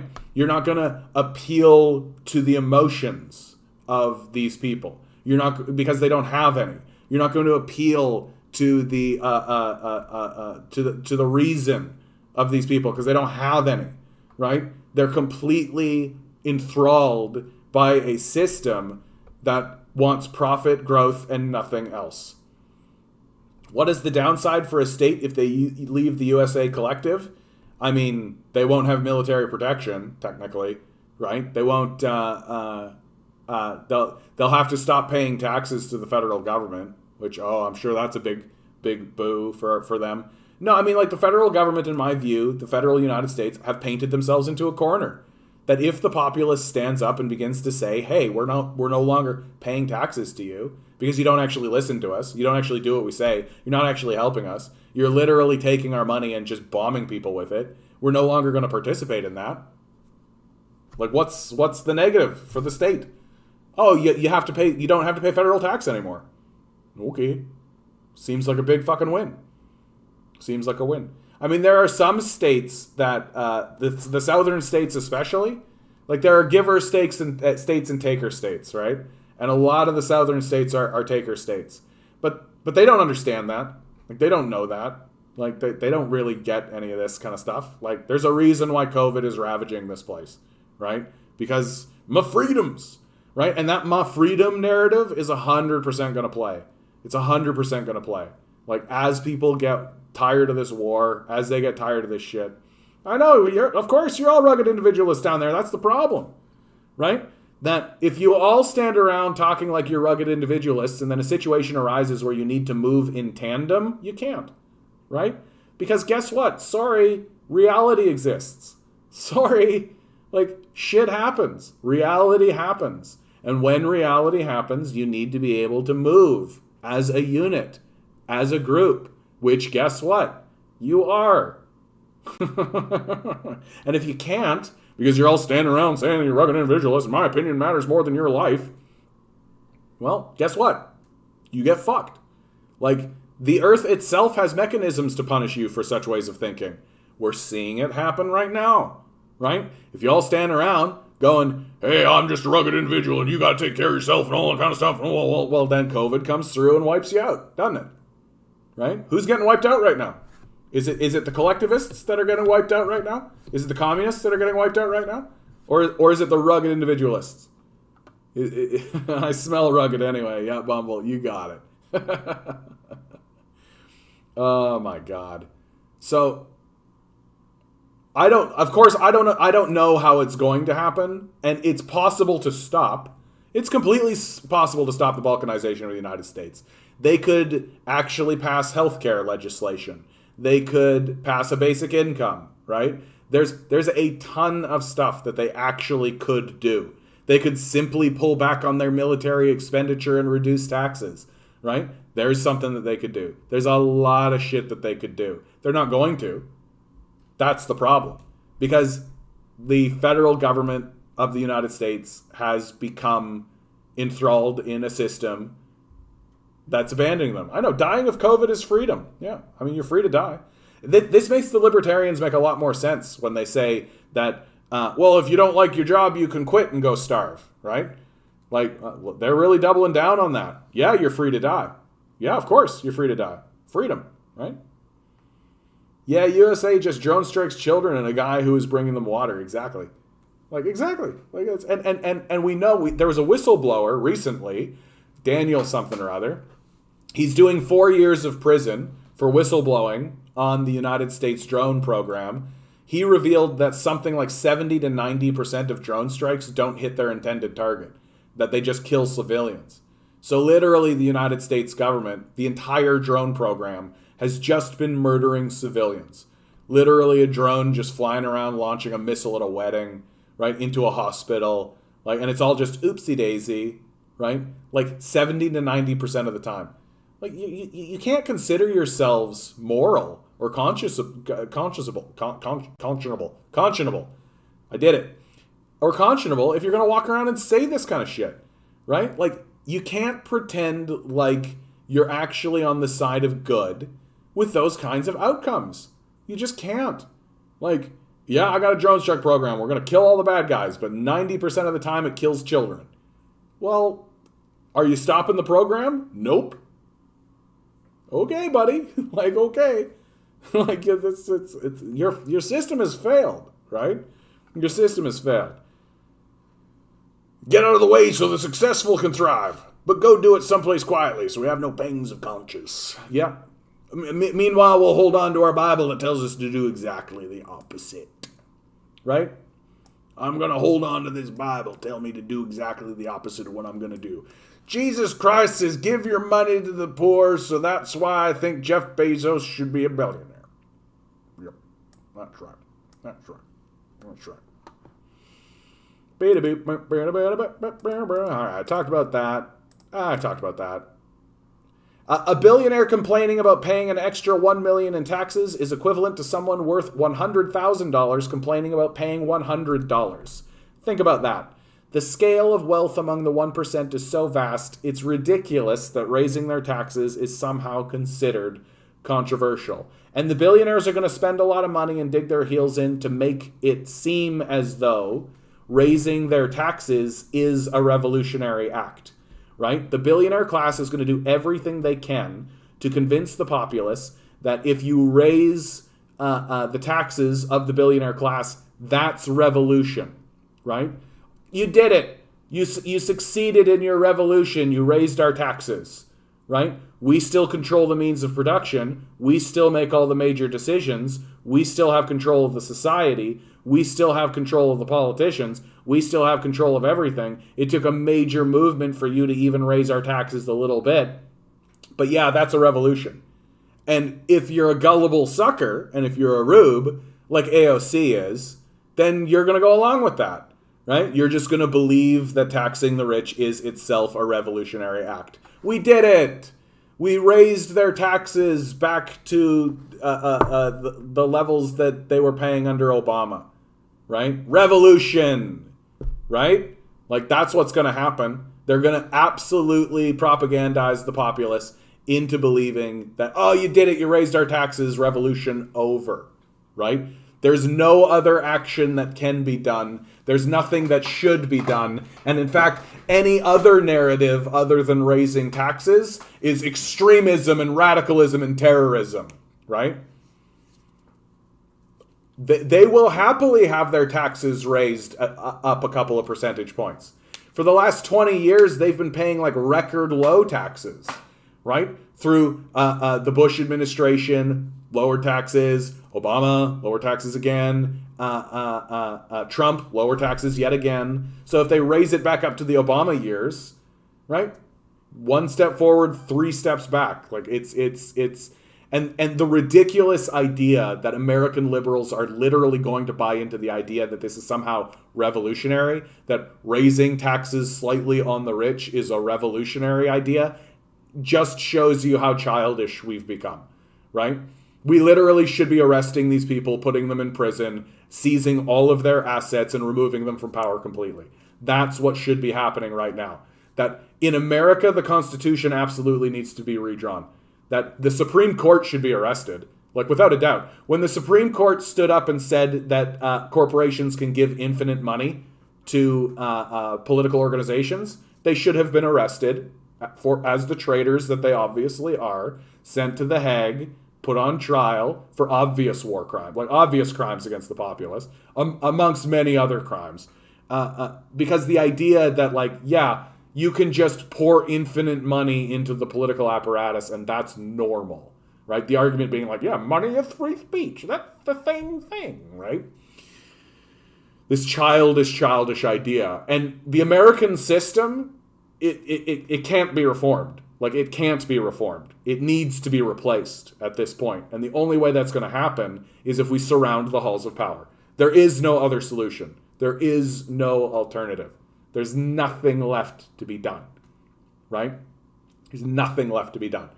And when they raise taxes on the wealthy, because they know it's going to happen eventually, when they raise taxes on the wealthy by 2% or whatever, right? They're going to be like, oh yeah, good. Don't surround the halls of power because you've already won, right? Revolution over. Get fucked. Get fucked. Get fucked. Get fucked. Get fucked. Kind of off topic, but I learned about India's part of World War II, and 3 million people died of famine. Yeah, people say communism kills famines. Okay, yeah, well, and as if capitalism hasn't experienced famines, right? The Dust Bowl was a famine that happened. The Irish potato famine, right? These are capitalist famines. Capitalism also experiences famines. The idea that, like, communism is somehow unique and solely responsible for the existence of famines is a childish perspective, right? It's completely bereft of any, like, absolutely any information or worldview. Every system at some point is confronted with a famine. That's called being alive in the planet, right? That's called life, right? That's what it is. So the question becomes, when the famine happens, did the society do everything it could to alleviate the trouble within the famine? Or did it raise prices, withhold food from people, right? Which one of these sounds like communism? Which one of these sounds like capitalism, right? Yeah, I did see that dress, yeah. Fun fact about the dressmaker, apparently that dressmaker has evaded taxes in several states and is wanted in several states for tax evasion.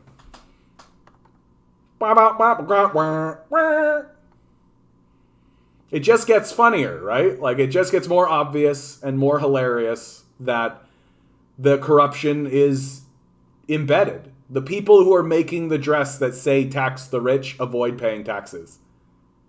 AOC went in there and totally owned them. Yeah, right.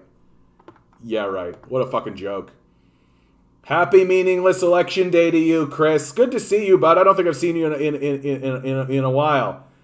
I wouldn't say that it's meaningless. I think it's going to clean house. I think we're going to lose Trudeau. I think we're going to lose O'Toole. We're going to lose Enemy Paul.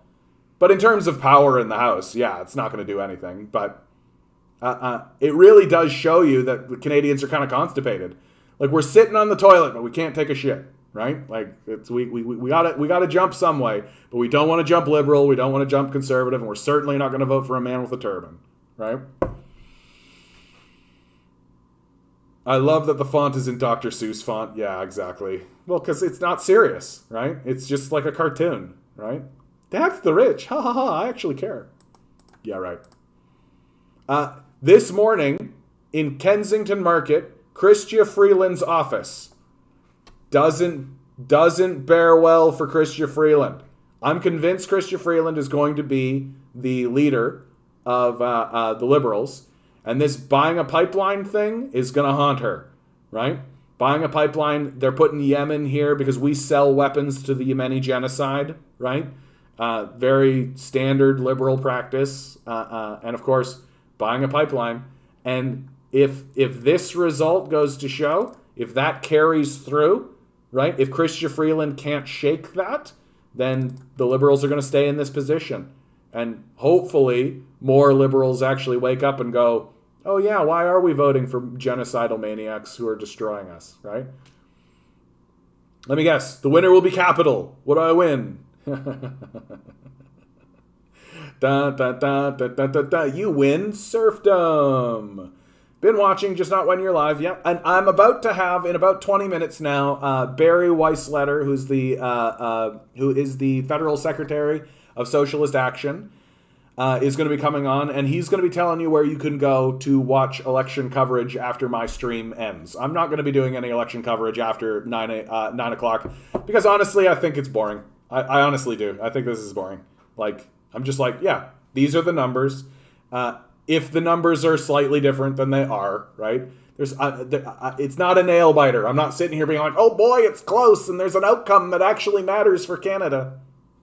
No. Like, it's the same. Everything's the same for the most part. I do think it matters internally for each party, but and the PPC could get a seat. That would be something. But I'm not going to sit up all night. I'm fucking exhausted. Fucking exhausted, you guys. Fucking exhausted.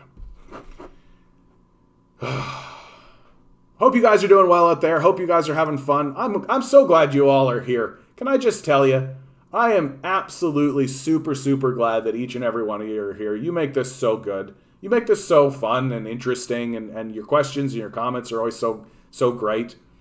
I just really, I can't tell you enough how happy I am that you come in here and you support the show. And hey, what the hell? Like, share, subscribe, comment, give me some money. If you're giving me $1, maybe think about giving me $2. I gotta pay rent too, guys. I gotta pay rent too, And again, I'll say it again. Because of the Patreons for this channel, I have been able to upgrade the equipment. You're gonna see it later on. I went and bought a new desk chair because this one's falling apart. It's creaky and it's terrible and it makes my back hurt. And so because of the Patreons, I'm able to upgrade that equipment. And so once again, I say thank you to my Patreons. Your contribution really does matter to me. And if you're donating $1, maybe think about doing $2. And if you're doing $2, maybe think about $5. And give me all your money. Give me all your no. But so this is a great opportunity to say thank you. I don't actually like pitching for money. I don't like pitching for money, but this is a great time to say thank you. So thank you to each of my Patreons. Oh. You know what? Now is a great time. Let's do it. Here's the song. You know what song this is. I call this the Care Bear stare against neoliberal capitalism. Right? This is Antarctica. Ooh, that's a little off tune. Right before the show started, my guitar fell over. And I was like scrambling to retune it. Good enough. Is it good enough? Oh, it's gonna kill me, guys.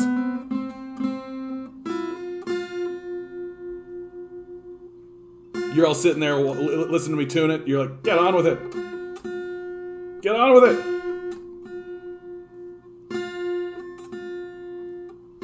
Okay. We're all fine. You believe in me, I believe in you. Here we go. This is Antarctica is covered in ice.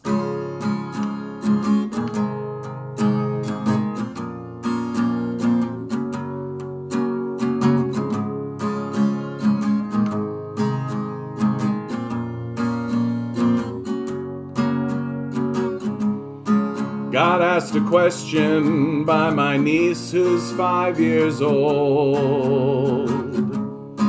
She said, "What's the world gonna be like when I'm grown?" I looked up at the crimson smoke-filled sky. I thought, what's the harm in telling one more lie? I said, everybody's safe, no one's living in the streets. You never need to worry if you're gonna get to eat. And Antarctica is covered in ice, and everybody's happy, and wouldn't that be nice? The burning sun won't leave a paper trail. Why work so hard if it's too big to fail? And what's the point of feeding this machine if it won't make the world in our dreams where everybody's safe, no one's living in the streets? You never need to worry if you're gonna get to eat. And Antarctica is covered in ice, and everybody's happy, and wouldn't that be nice? And I know one day my maker I will meet, when death's sweet kiss comes and sweeps me off my feet. I hope by then we've learned a little more. I'd like this place to be better than before, where everybody's safe, no one's sleeping in the streets. You never need to worry if you're gonna get to eat. And Antarctica is covered in ice. Everybody's happy, and wouldn't that be nice? When everybody's safe, no one's sleeping in the streets. You never need to worry if you're gonna get to eat. And Antarctica is covered in ice, and everybody's happy, and wouldn't that be nice? Wouldn't that be nice? Wouldn't that be nice? Antarctica is covered in ice, and everybody's happy, and wouldn't that be nice?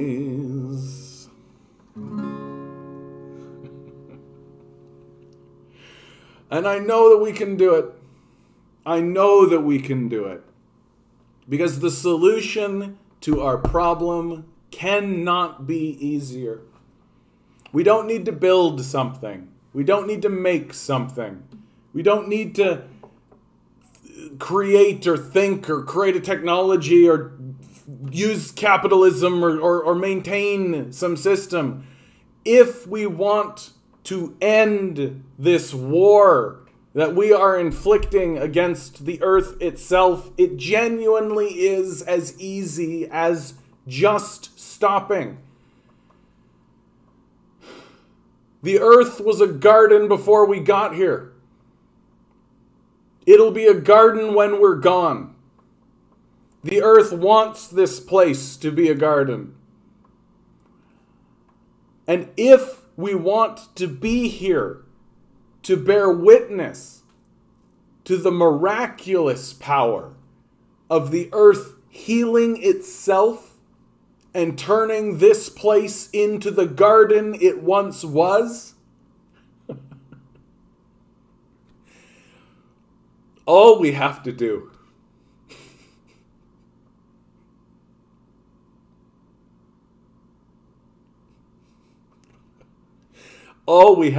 is stop. That the problems stopping will create are much easier for us to solve and much easier for us to face than the problems that we create for ourselves by going to war against the system that spawned us and maintains us. All we have to do is stop.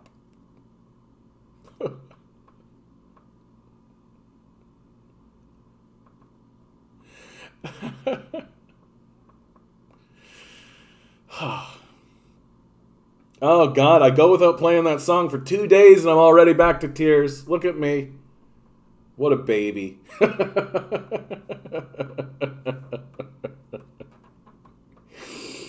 Oh, yeah. I hope one day I'm singing Antarctica is covered in ice in front of millions. In front of millions. Stop in the name of love. Before you burn down the planet, think it all over. Oh, God. Oh, God. I do believe that one day that song will spread throughout the earth. People are hungry for something like this, man. People are hungry for this. Like, we can't just keep doing this. We can't. And clearly we're constipated. Like, we're so constipated. Like, we literally can't go anywhere. We can't make a decision. We can't jump anywhere. That song is a great release of frustration and anger. And you know what I love about it, DM, more than anything, is that it feels so good to sing and to play. It's just spreading love. It's just spreading love into the world, and it articulates a vision that is possible. We can feed every person on earth. We can clothe every person on earth. We can house every person on earth. We can easily do this. It's right in front of us to do. We simply have to. We simply have to. We just don't.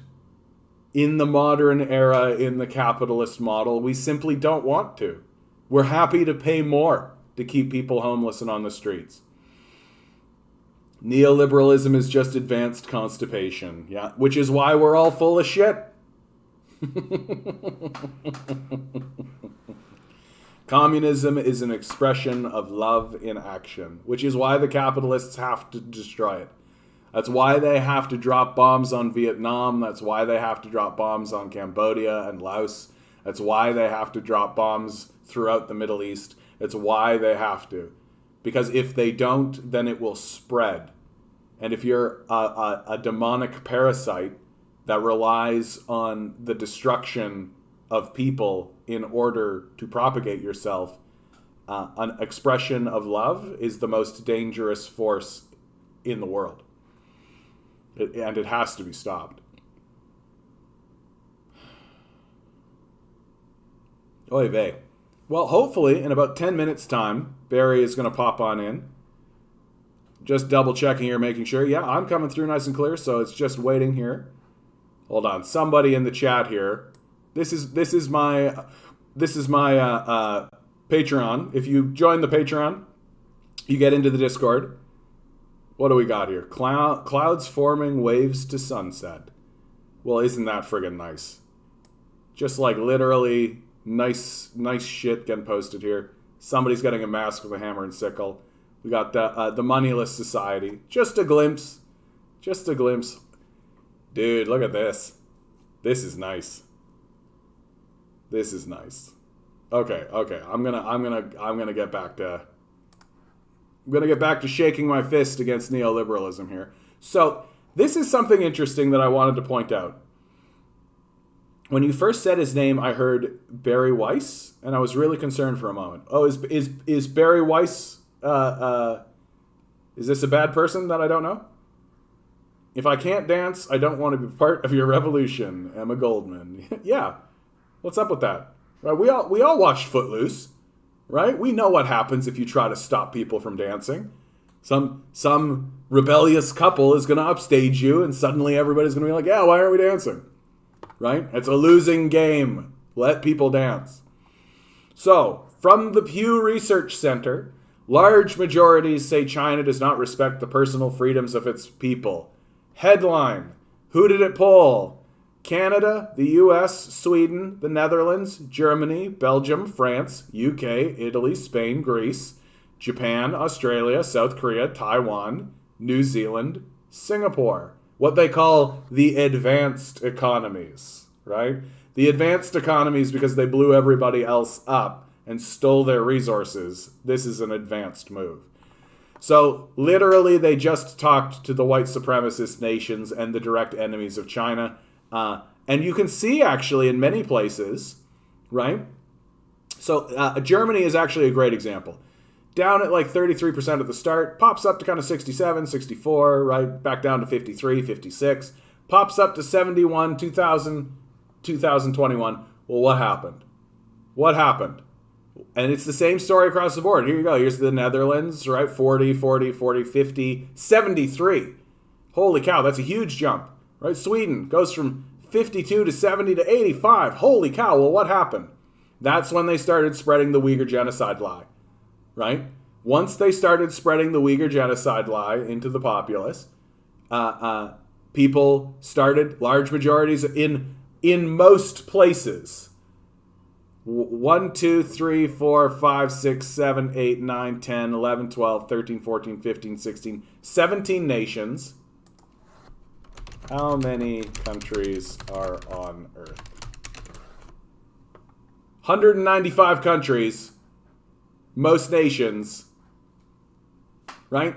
So you're seeing the system of manufacturing consent writ large, right? That most nations is actually 19 or 17 nations, or how many I said. So like literally like 1% of the entire 1% of the entire global populace, called the advanced economies, are saying, oh yeah, China, gotta watch out for China, right? And I actually really love, if you look at Spain, right? They're like at 21%, they kind of cruise along sort of 50%, all that kind of stuff. Once the Uyghur genocide lie starts to disseminate, they pop up to 63%, then they immediately go back down 57%. They're like, nah, wait a minute, that's fucking bullshit. That's fucking bullshit. You got a similar thing going on in the UK, right? Greece is hilarious, because Greece is just like, what? China's fine. China's fine. And even after the Uyghur genocide lie starts to propagate, Greece is just like, yeah, China's fine, right? Of course, Japan, you know, the place that literally enslaved China for 100 years. Yeah, oh yeah, it's China that's the problem. It's China that's the problem. Yeah, that's like, that would be like asking the Nazis what they think about the communists and expecting to take that seriously, honestly. Like, it's on that kind of a level. Barry Weiss is the journalist who invented the term intellectual dark web in an attempt to make Jordan Peterson and Eric Weinstein seem cool. Oh yeah, okay. That it was like Peterson, Weinstein. I think Harris made the cut. Any group that Sam Harris is a part of, you know is intellectually fraudulent. I think Joe Rogan was even in that group, right? And now Joe Rogan is fucking peddling ivermectin, right? Like, I am actually 100% convinced now, and it's 100% I'm convinced of this, that Joe Rogan is a CIA asset. He keeps having Mike Baker, former CIA agent, right? Because there's such a thing as a former CIA agent, on a show to disseminate lies and propaganda and try to soften the public's perception of the CIA, which is a fascist organization, probably the most dangerous organization on the planet today. He keeps having this guy on, and then on top of that, now he's literally spreading like pro-ivermectin propaganda into the populace. He is actively working to spread disinformation, right? Like, not even making the attempt to pretend as though he's doing anything but spread disinformation. Like, where's Jamie? Where's Jamie with the fact checker? Going like, hey man, like ivermectin, like a lot of places say that's not legitimate. Like a lot of legitimate places say that. Isn't it weird and interesting that when it comes time for fact checking on like sports analysis, or when it comes time for fact checking on like what a politician said, Jamie's right fucking there with Joe Rogan, right? He's just like, oh no, you know what? Actually, that guy said this, and oh, this guy. But when it comes to COVID, Joe Rogan, where's Jamie? Where's the fact checking? Where is that? Right?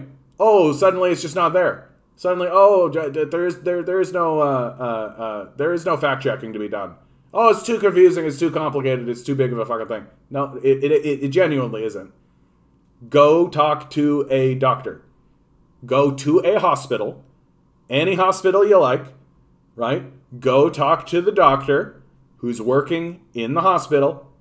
Ask him, hey, what do you think is going on? And he's going to tell you. And you should believe him. Why? Because he's the one dealing with the problem, right? Like, if you went to the boiler room in your building that you are in and spoke to the janitor about the pipes or the boiler, and he told you some stuff about the boiler, and then you turned around and said, yeah, but the guy next door to me said this, so it's all confusing, you would be a fucking dumbass, wouldn't you? That, like, Joe Rogan, in my view, he's just like, he got $100 million with Spotify and it made his brain rot. He just literally doesn't give a fuck anymore. It's proof positive that, like, once you attain a certain level of wealth, you become a sociopath. And we've actually watched it happen with Joe Rogan. That Joe Rogan went from being, like, kind of a lovable, oafish, like, sports casting commentator, right? Who actually, like, had empathy and would have people on and all this. And we watched his transition to straight up sociopath. We've watched it happen directly in front of us. That the Spotify transition, he left his morals and his empathy behind. And he's essentially a CIA asset now. So stop listening to fucking Joe Rogan. And for God's sakes, like, literally, like, there comes a point where I start to ask, like, hey, do these guys have, like, how much money do you think they have invested in ivermectin? Like, really? Like, how much stock do you think they've bought of, like, ivermectin producers? Right? Yeah, I don't know what's going on. I know some people take that ivermectin thing and it seems to work out for them. Yuck, alcoholic. Drink ivermectin because fucking I have a whole bunch of money invested in it. Right? Like, how much you want to bet? How much you want to bet that that's going to come out? In 5 years or 10 years, there's going to be a big report and fucking Joe Rogan and all the rest of these guys took $10 million or whatever and invested it in ivermectin, right, with Donald Trump and all these guys. And then they went on their broadcasts and they went on their shit and they said, hey, yeah, take ivermectin, wink, nudge. It literally makes me money when you do that, right? Like, how much you want to bet? I'll put money on the table on that one. All right, let's move. Oh, and the thing I really wanted to point out with this negative placement is it couldn't be more like manufacturing consent-y. Eh? Like, it's got like a real... Yeah, anyway, I'm moving on. I have my Joe Rogan rant. Friggin' Joe Rogan. And you know what? It's upsetting because I like Joe Rogan. Like, I liked Joe Rogan. I listened to Joe Rogan, right? But he just keeps doing shit that's too obvious. He just keeps doing shit. Like, he has somebody like Abby Martin on who's like an anti-imperialist, right? What's the clip that he spreads around of her? The 5 minutes they spent talking about aliens. Right? Don't talk about Israel. Don't talk about any of that shit, right? The 5 minutes they talked about aliens, that's what you're going to spread around about Abby Martin. right? Like, it's controlling dissent completely. It's complete, and he did the same thing to Jimmy Dore. Jimmy Dore goes on his show and shits on the entire system, right? The entire system of imperialism, right? What's the 5-minute clip that Joe Rogan spreads around in order to promote, right? Oh, what was Jimmy Dore's experience with COVID? Yeah, what's Jimmy Dore's experience with getting the vaccine? Right? Like it's controlling dissent. It's ensuring that anti-imperialist rhetoric doesn't actually get a fair say. Right? It's ensuring that the only people who are going to listen to those podcasts with Abby Martin and Jimmy Dore were the people who were going to do it anyway. Right? You're not going to attract them with anti-imperialist rhetoric. It's a complete control of dissent. Right? It's a complete control of dissent. And fucking while I'm on it, right? Joe Rogan completely lost my faith and completely broke the faith when he refuses, and at this point it has to be called a refusal. He refuses to have a trans right activist on his show, right? But he has had many anti-trans people, transphobes. He's had many people raising questions. Hey, I'm just asking questions about trans people, right? Well, where's the trans rights activist? Why has he not interviewed a trans right activist? How come he'll have all of these transphobes on his show and he'll have all these people who are just asking questions about trans people, but he won't have a trans right activist on his show? It's because he's a hypocrite and a transphobe. Very straightforward. It's very straightforward. That this whole riff that Joe Rogan talks about where, yeah, I can have a fascist on my show because then I turn around and I have Bernie Sanders on my show. And I want good speech, right? If you think somebody's having bad speech, the way to defeat bad speech is with good speech. Well, you've effectively silenced one half of the conversation when it comes to trans rights, right? You won't have a trans right activist on your show. Joe Rogan is a transphobe. It's black and white. It's extremely obvious. It's extremely obvious. And the reason why that touches me is because, like, I work with someone. Isabella Gamp, who organizes these protests that I talk about and I go to, is a trans woman, right? I have a friend who is going from a transition from a man to a woman. She is a trans woman, right? I know many people who are going through this transitionary process who are trans. And it is scary.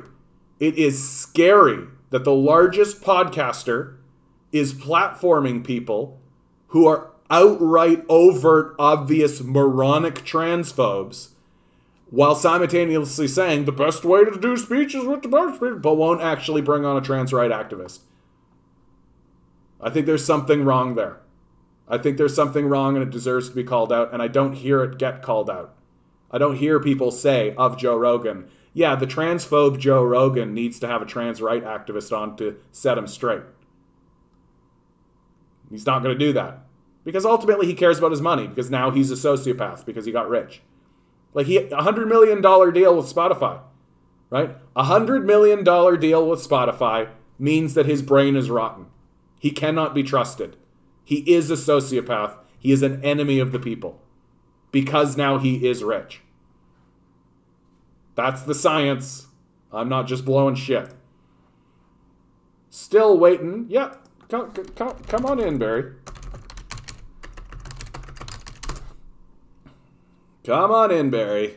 We're just getting Barry into the thing. I wasn't ready to write him off with Ben Shapiro because it still worked within the narrative of, like, sure, I'll platform someone like Shapiro, but then I'll platform someone like Abby Martin. And then, good speech defeats bad speech, all that kind of stuff. But it doesn't work that way. It doesn't work. That's actually quite naive, actually. That if you platform fascists, right? Fascists aren't actually interested in debate. They're just interested in wasting your time, right? They're just interested in wasting your time.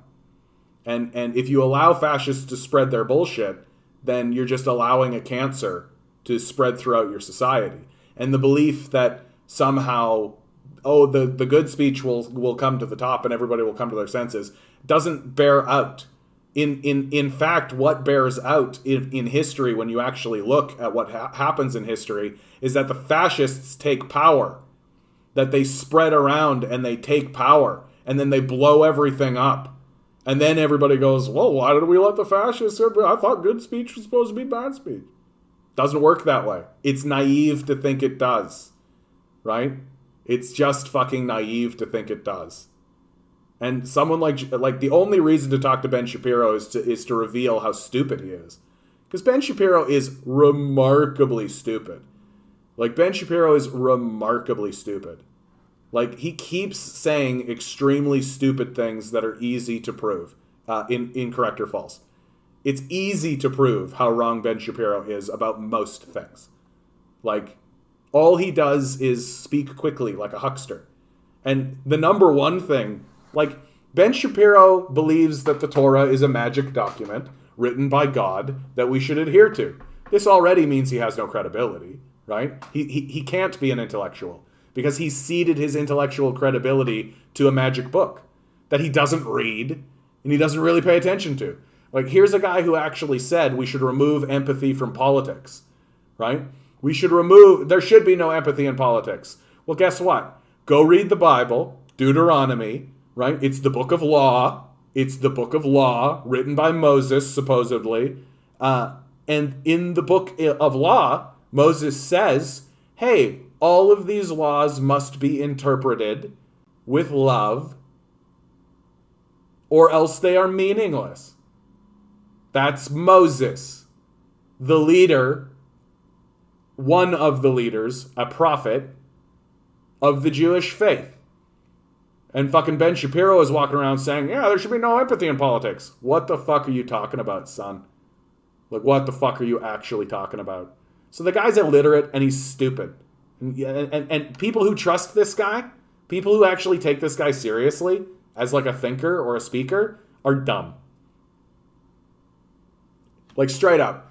If people come in here and they actually double down on the Ben Shapiro shit, I ban them. I have no problem with that. There are only two bannable offenses in this place. Bannable offense number one, just outright slanderous racism or bigotry. I will just ban you. I don't have a problem with it. I won't even comment on it. I'll literally just send you out. Or if I'm having a conversation with you and it's obvious that you got some Ben Shapiro rot in your brain and then you double down on that Ben Shapiro shit, I just get rid of you. I don't need to waste my time talking to dummies. I don't need to waste any time talking to dummies. Ben, the kind of red-blooded American will say anything, and I do mean anything for $50. Yeah, he said he's a good guy. I was like, nope, click. Sell your house and move. Exactly mocked. Exactly mocked. Sell your house and move. Sell it to who? Sell it to who? Right? It's so funny sometimes. Sell to who? Yeah, my house has fallen in the sea. Exactly. Exactly. It's so fucking stupid. And the most dangerous thing that Ben Shapiro says, in my view these days, is un-American. Right? That's the most dangerous shit. Hello, Barry. Hello, Barry. Hello, John. How are you? I'm doing well, Barry. I'm getting feedback. Uh-huh. So it's coming around and it's looping back around and repeating out of your speakers. Do you have a set of headphones or anything? No. Here, hold on. Let me just talk. Okay, it's resolved itself. Look at that, right? Technology. How you doing today, Barry? Doing well. Watching the spectacle unfold. Yeah, the spectacle unfold. Yeah, absolutely. I've said it several times on the channel already, and I'll say it again. I got to tell you, it seems a little boring to me, honestly. It just seems like it seems like it's going to land on what the polls have been saying the whole time. I don't think there's going to be any surprises. Let's start with Barry. Who are you? What organization are you with? I'm Barry Weisletter. I'm Federal Secretary of Socialist Action League pour l'Action Socialiste, which is a cross-country revolutionary working class party, and we're in the hunt for a better world. Oh God, aren't we all? Aren't we all, bud? What is it that your organization? Can you give us some specifics, maybe, of what it is your organization is? What trouble are you causing out in the world, there, Barry? As much as we can. As much as we can. Actually, yeah. we're counteracting all the trouble that the capitalist system has for working people, and much more in store, unfortunately. So we're strongly of the belief that working class is obliged to fight for reforms, but cannot rely on the capitalist system, on the state, on the bourgeois political parties to sustain anything that we fight for and win. So we have to put the emphasis on building campaigns from the bottom up, rather than depending on the state and like the spectacle that's unfolding today in the election from the top down. We campaign for green transition to a sustainable economy. That means a break with carbon dependency. It means putting an end to pipelines, oil and gas, and it means standing up for the rights of indigenous people who were caretakers of the land before capitalism commodified everything on this continent. We are partisans of union democracy. The union movement it represents a great hope for working people, and we need to organize our ranks in the workplace into unions, but we need more democratic unions, and we need a leadership which is not tied to the maintaining the capitalist system of inequality, to subordinate workers to the status quo, and instead of organizing to raid other unions, should organize the unorganized and fight the capitalist agenda, fight for a workers' agenda, which means raising wages, reducing hours, and defending pensions, and giving them to people who don't have them, and making sure that we have a workplace that's safe, that is pandemic free. And that means we got to address a whole bunch of other issues, including agriculture.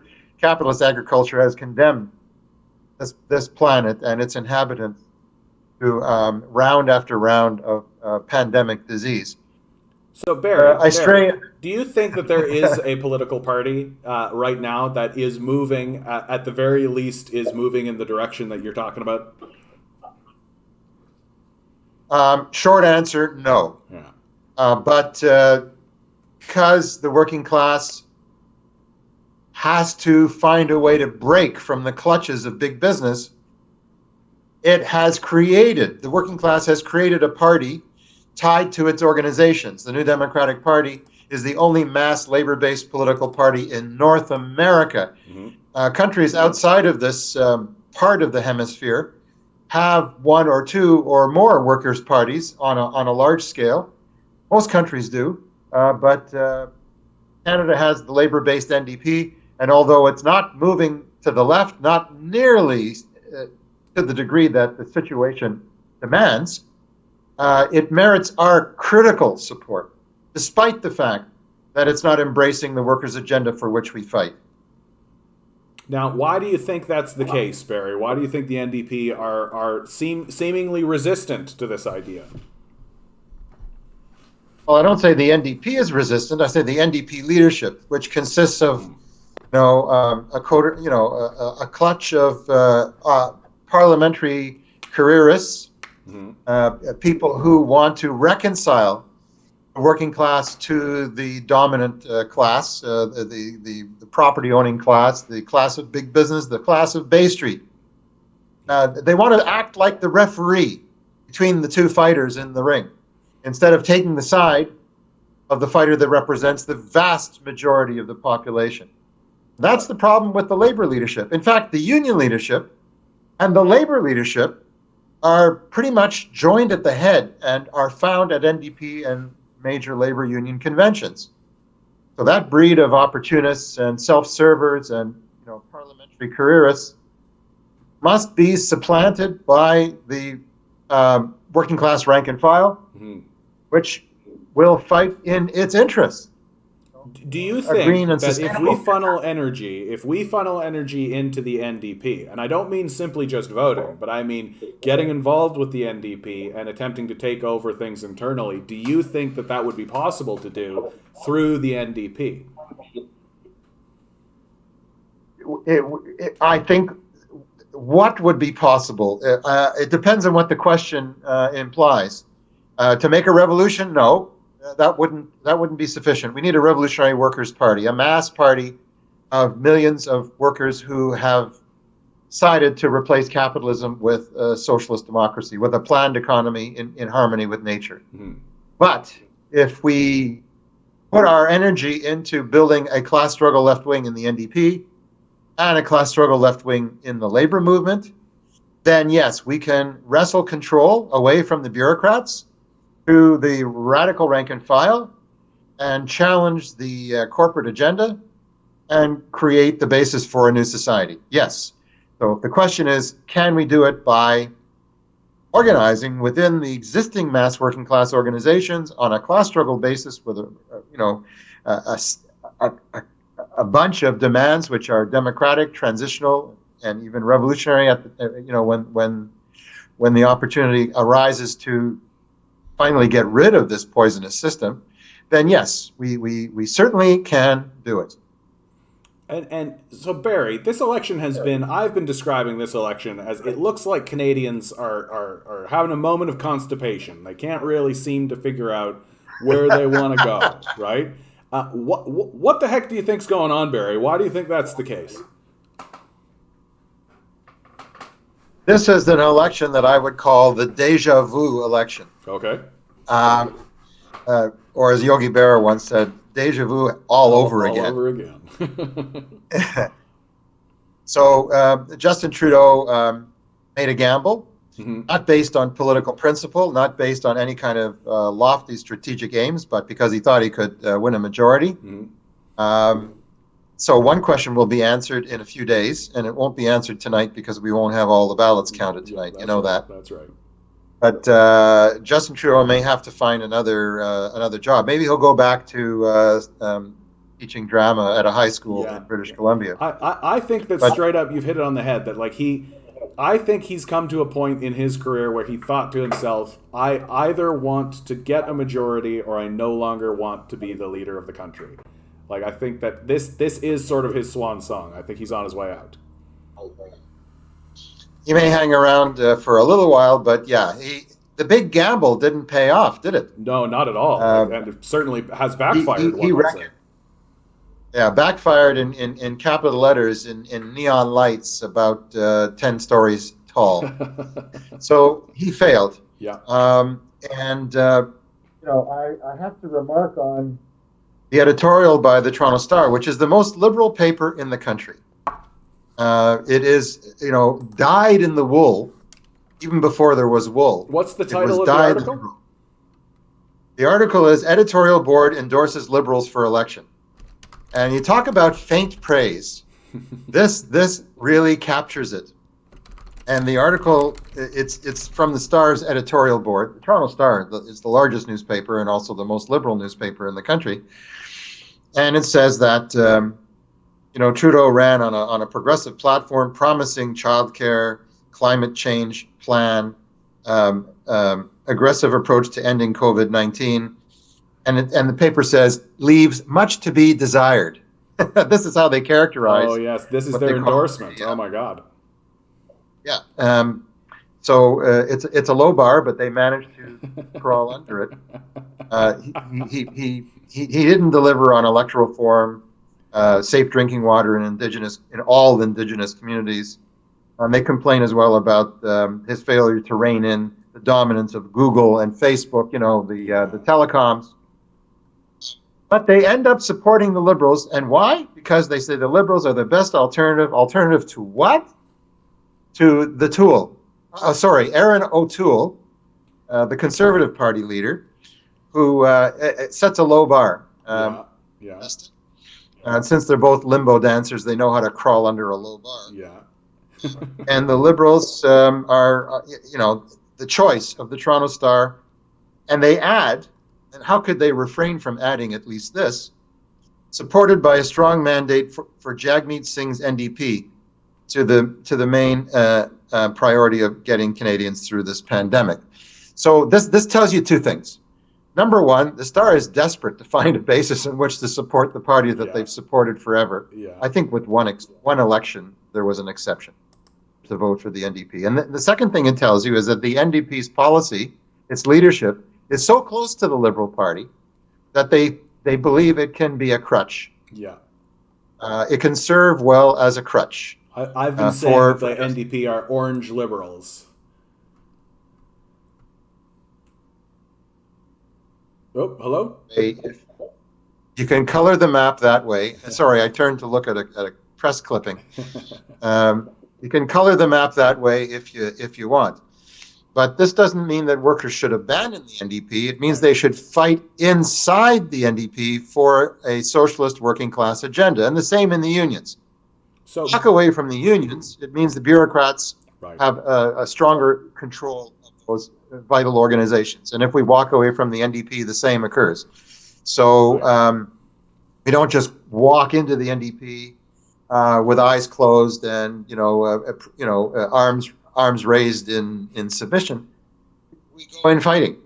It's a field of struggle. So Barry, I have a question regarding the NDP. Why do you feel it is the case that the NDP has not garnered more support? Because my perspective on the NDP is that what they are saying, raise taxes on the wealthy, end fossil fuel subsidies, don't commit austerity against the populace, these sorts of policies align very closely to what the vast majority of Canadians want.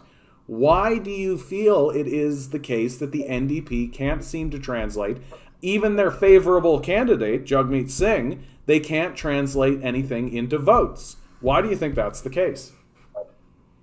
Because he fails to inspire, because the NDP policy book fails to inspire, because people who want real change and who would try to push the NDP in that direction are kept at arm's length or barred from being candidates. There are 338 electoral districts across the country, right? Mm-hmm. There's supposed to be an NDP or political party association in each one of them. And how are candidates to be determined? Well, they're supposed to be elected by party members in the district. But in many, many districts, the NDP didn't allow a nomination meeting to be held. I know this is the case in my own University of Rosedale. I know it's been the case in a number of constituencies across the country where the candidates were simply chosen by Jagmeet Singh and by his brain trust clustered around him in Ottawa. That means that they didn't trust the NDP members to decide on the local candidates for fear that they might actually choose a socialist candidate. Well, there are some socialist candidates across the country, I'm happy to say, members of the NDP Socialist Caucus who managed to get past the infernal vetting process. And I was just looking at results in St. John, just on the east side of St. John, where Josh Floyd, who is an NDP Socialist Caucus member, is running, I think, a strong second. Just glancing at the screen while I'm talking to you here. Of course. Very, very few socialists made it to candidate status. And again, this goes back to the lack of inspiration, the lack of trust in the party ranks, and the failure to advance a working class agenda. So Jagmeet Singh has argued that Justin Trudeau doesn't deliver on his promises. That's been the theme of many a commercial that has darkened my TV screen in the last few days and weeks. Jagmeet Singh doesn't argue that Trudeau's promises are fatally deficient. He says that Trudeau just doesn't deliver on them. So what does that say about NDP policy? That it's left liberal. It's not a workers' agenda, certainly not socialist. And if you will look more closely at what he offers, Jagmeet Singh, in terms of tax reform, because you mentioned that a moment ago. Yeah, that's right. Mentioned tax reform. He says a government led by Singh or party in government that would be supported by him would require a 1% tax, 1% wealth tax on those with assets of $10 million or more. And he says this would generate $13 billion, which could be spent on much better things than fighter jets, for example. Mm-hmm. But why only a 1% tax? Yes, exactly. On those with assets of more than $10 million. But let me go further. Under a federal NDP government, people earning more than $210,000 in annual income would face a top marginal tax rate of 35%. That's up from 33%. Right. Catch your breath. Okay, take a deep breath. 33 up to 35. You're scaling the heights. Don't look down for fear of falling.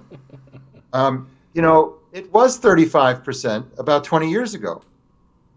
So this is Jagmeet Singh running to catch up with yesterday. Exactly. Yesterday was a good song for the Beatles, but I don't think it is for Jagmeet Singh. Well, and I've been saying on this channel a lot that I see this quote unquote tax the rich movement. You're familiar with AOC and her tax the rich dress as a way to control dissent. That if they can convince the mass of the populace that raising taxes a few percentage points is itself a revolutionary act, or is itself somehow a revolution, then they can convince people that once they gain that victory, that the revolution has completed itself, that they have won, in fact. And so it's a method to diffuse power. But this would require a breathtaking level of political ignorance. You've met the average Canadian, haven't you, Barry? Pardon? You've met the average Canadian, haven't you? I've met many Canadians. I don't know which one of them is average, but I give them a lot more credit than that. Okay. And some of them, decide not to vote because there's nothing, inspiring that's on offer. I think that's a wrong decision. I think that's tactically wrong. Yeah. But I understand where they're coming from.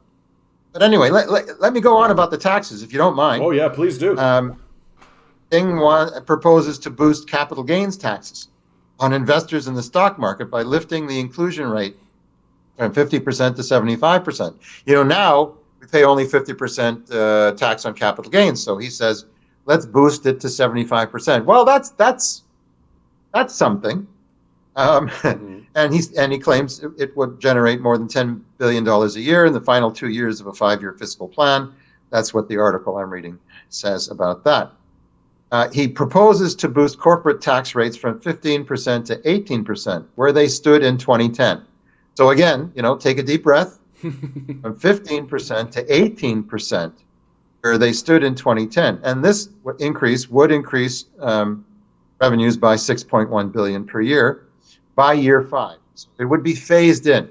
But, there's an election in this country every 4 years. Yeah. And you don't have to be a political scientist to know that. The notion that in the 5th year, in other words, the NDP wouldn't actually realize this increase in corporate tax rates unless they won a second mandate, assuming they could win a first mandate, which they haven't ever done yet. Yeah, yeah. So you see how distant this horizon is. It's a receding horizon, kind of like my hairline. It's a receding horizon.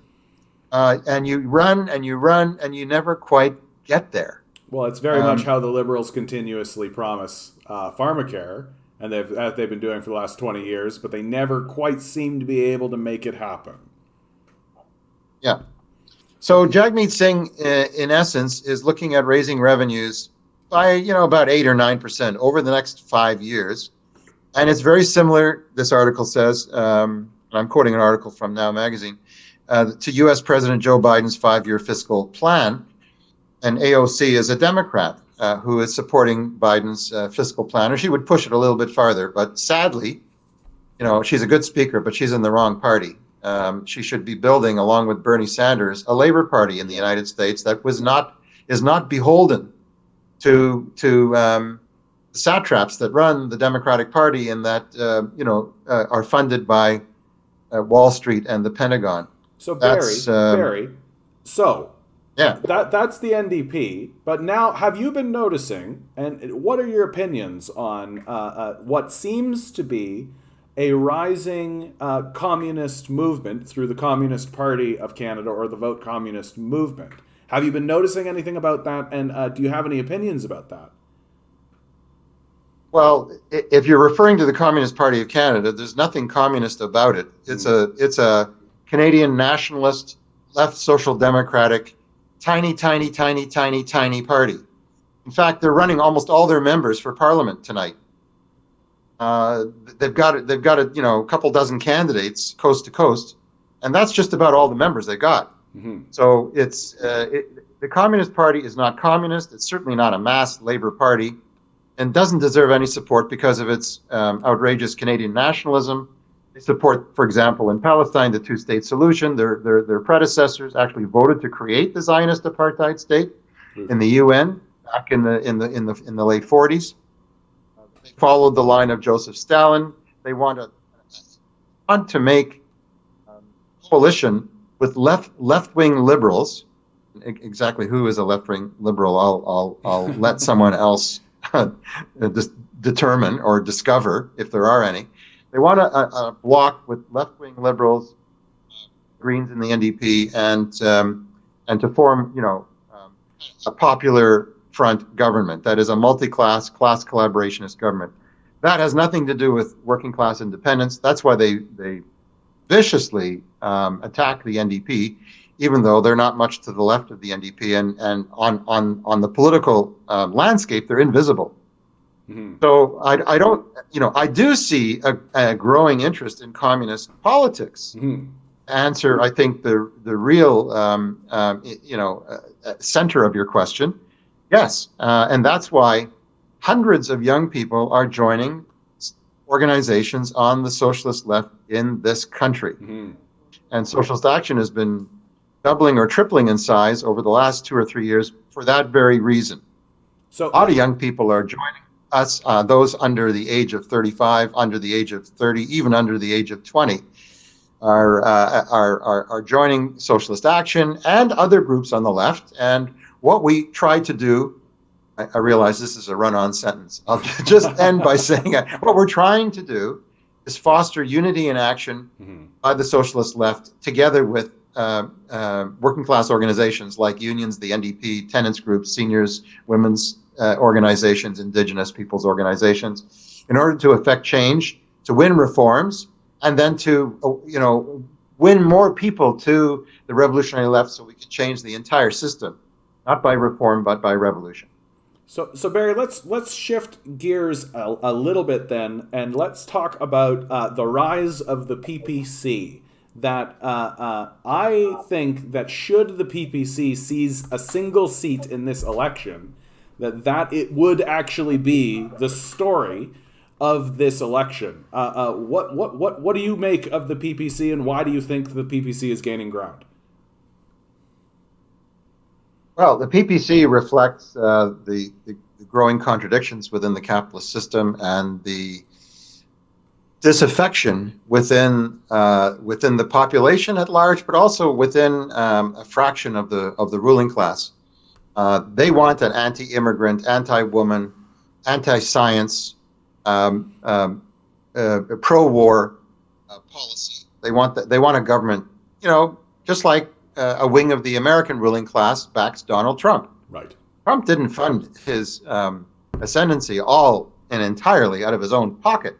He had wealthy backers, and even if Trump didn't succeed himself, although he claimed he did, and even if the PPC doesn't win a riding, or they win one, certainly not going to win more than one seat. Yeah. They're trying to move the goalposts on the field. They're trying to set a basis for discussion that would marginalize the interests of the working class, which is made up of women and men and LGBTQI and trans people and immigrants and people with indigenous roots and speaking different languages and from all over the world, except for the indigenous folks who've been here for 20,000 years. Of course. So the PPC reflects the radicalization of Canadian politics on the left and on the right. So I talked about the growing interest in socialist politics, Mhm. but there's no visible expression of that. That's why the best hope on the far left is to build a class struggle left wing in the unions and the NDP, and that is the project of socialist action. And we challenge other groups on the left to join us in that endeavor. We don't have to agree on everything. We can just agree cutting pipelines and standing up for Palestine and free pharmacare to meet the medical needs of the population, and so on and so forth. On the right, there's a split from the Conservative Party, which is known in some provinces as the Progressive Conservative Party, a name I could never quite wrap my head around. Well, remember when they called themselves the what was it, the Canadian or the Conservative Reform Alliance, and then everybody was like, "Party." Remember Crap. that? The Crap Party. The Crap Party? Yeah, Canadian Reform Alliance Party. Well, that was the closest they've come to honesty in advertising. But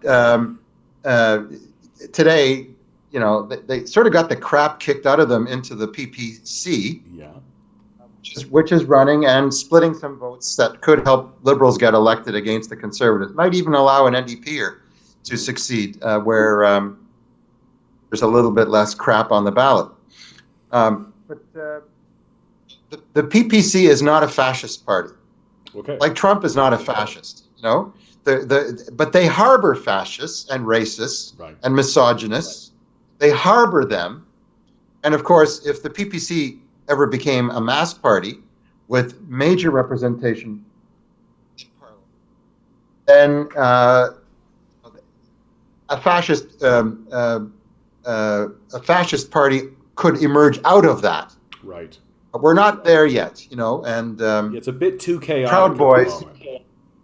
Proud Boys disintegrated, when the government decided to make them illegal, which I think was ill-advised. I think it's better to beat them in the streets than to hit them with a law that could be used against the left just as well. I agree. That's what the PPC represents. Represents the radicalization of politics on both the left and the right. We need to channel that so that there's a champion of the working class that is visible to the working class, starting with inside the unions and inside the NDP, to emerge eventually as a mass revolutionary working class party in its own right. So socialist action is kind of like the embryo of this, at least in terms of program. We strive to build such a party. Mm-hmm. I'm not terribly worried about the PPC now, except to the extent that it discourages people from being vaccinated. Yes, of course. That's a problem. Well, Barry, as we're getting to the end of the interview here, I have brought up the website, socialistaction.ca. I was showing a couple of things as you were speaking on your website here. The Red Review, a Socialist Action podcast, for example, a good podcast to listen to. Really well done. Professional grade, certainly. Is there anything else you would like to let people know about where to go or what to do, or any message you'd like to end with here? Well, reactionaries need to be told where to go. But I'm going to tell progressives, socialists, and working class folks to go to the Socialist Action website, which you mentioned. Thank you. www.socialistaction.ca. Also to go to our webcast. And on Thursday night, this week, the 23rd of September, there's a webcast on election 2021, results and prospects. So Leah Gazan, the NDP MP for Winnipeg Centre, and myself and Chris Thompson, who's past interim NDP leader in Brunswick.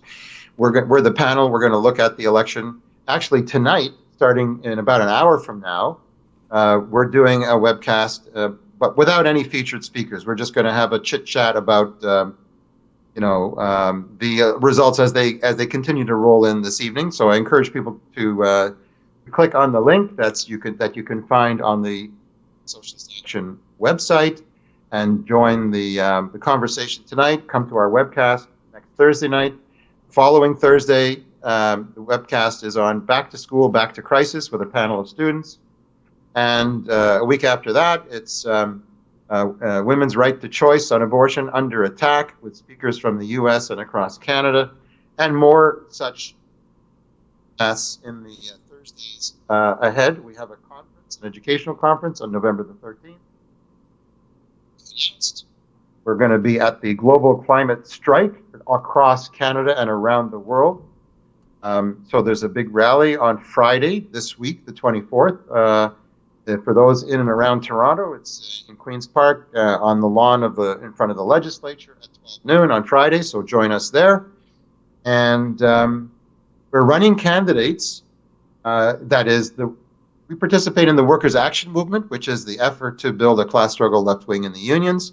And we ran candidates at the OFL convention 2 years ago, at the CLC convention this past June, and we're getting ready to run, WAM is getting ready to run candidates for the top offices in the Ontario Federation of Labour at the OFL convention November 2, 3, 4. So Workers' Action Movement, Socialist Caucus, Socialist Action. This is where it's at, man. So if you want to change the world and organize from the bottom up, get in touch with Socialist Action, 647-986-1917. That's a familiar number, the year of the Russian Revolution. Say that one more time. 647. Pardon me? No, you were saying the number. Say the number. 647-986-1917. And, of course, the website, socialistaction.ca. Thank you. Thank you, Barry, so much for your insight, and thank you for the work that you're doing out there, bud. Thank you so much for dropping in. You're very welcome. Best wishes to all. Best wishes to you. Have a good day, Barry. All right, and out we go. So that was Barry Weisletter. Thank you so much, Barry, if you're still listening in, for popping in. That was absolutely beautiful. I love hearing people's insight and hearing people on the more close to the inside of what's going on. I myself am just sort of shouting from the fringes, of course, and so hopefully, I from a technical aspect, right? I think that was very successful. I think it was very clean. It was very easy. I'm not doxing people, which is always nice. Not accidentally showing emails and things.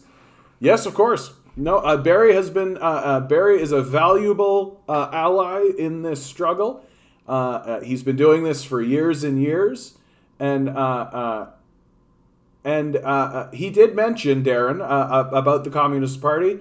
I think that he sees the Communist Party as a bit too scattered and not actually that committed to the communist values that I think he is espousing. I think that sort of surmises his perspective on it.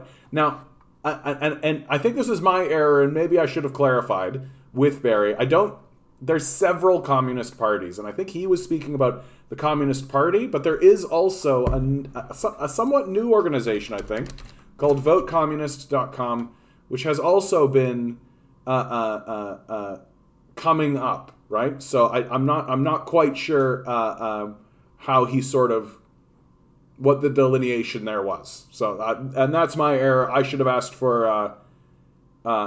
Isn't that always the way, Darren? Isn't that always the way? You literally you sneeze right as the lotto numbers come up, and all that kind of stuff. Yes, I think there is too. That's right. I should have asked for more clarity on that particular point. Do you think right-wing movements gained more attention through increased internet engagement over the pandemic than left movements?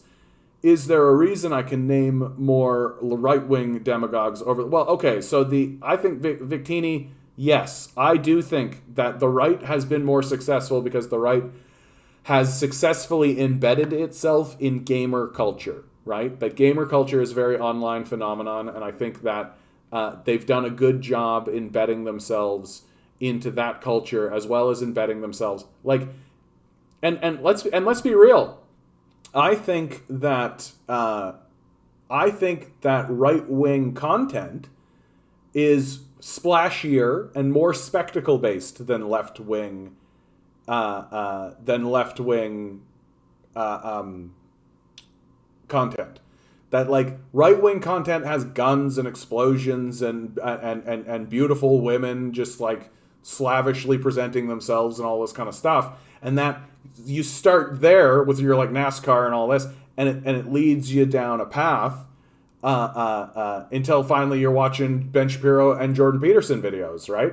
And these guys are very like punchy and speak very fast and kind of one of the critiques that has been laid at somebody like Jordan Peterson is that he simply reveals a vacuum. He reveals that there is sort of an intellectual vacuum going on as people are thirsty for any kind of spiritual or existential conversation, right? And when there's a vacuum, someone like Peterson can come along and fill that vacuum for better or for worse. So I think the right, and also let's be honest, man, the right wing is better funded, right? Like communists don't get, like, I'm literally asking you guys for donations, right? Like, which you could give me $1 if you like. But like the right isn't asking people for, like, they're getting funded from like big billionaires, and like someone like Ben Shapiro, he was born with like $100 million, right? Like the right is simply better funded. And so once they started to turn to the right wing, there's lots of reasons, in my view, why the right has been more successful promulgating online than the left. And finances counts. Finances counts. And Aaron Evian, I don't really care to challenge communists or anybody in regards to the internal, like Stalinism, Trotskyism, any of that kind of stuff. I think that makes interesting conversation, certainly, and I think it makes for a philosophical debate. But I don't really see it as useful in regards to planning the revolutionary project, because we all agree that neoliberal capitalism is a problem. We all agree that we need to unify in order to fight it, and that the debates and the conversations that we're going to have later on will sort of reveal those things. I just feel like getting into those conversations is only a way to fracture us. That when we don't need to. We simply don't need to fracture ourselves. That right now it's about unification. It's about moving forward.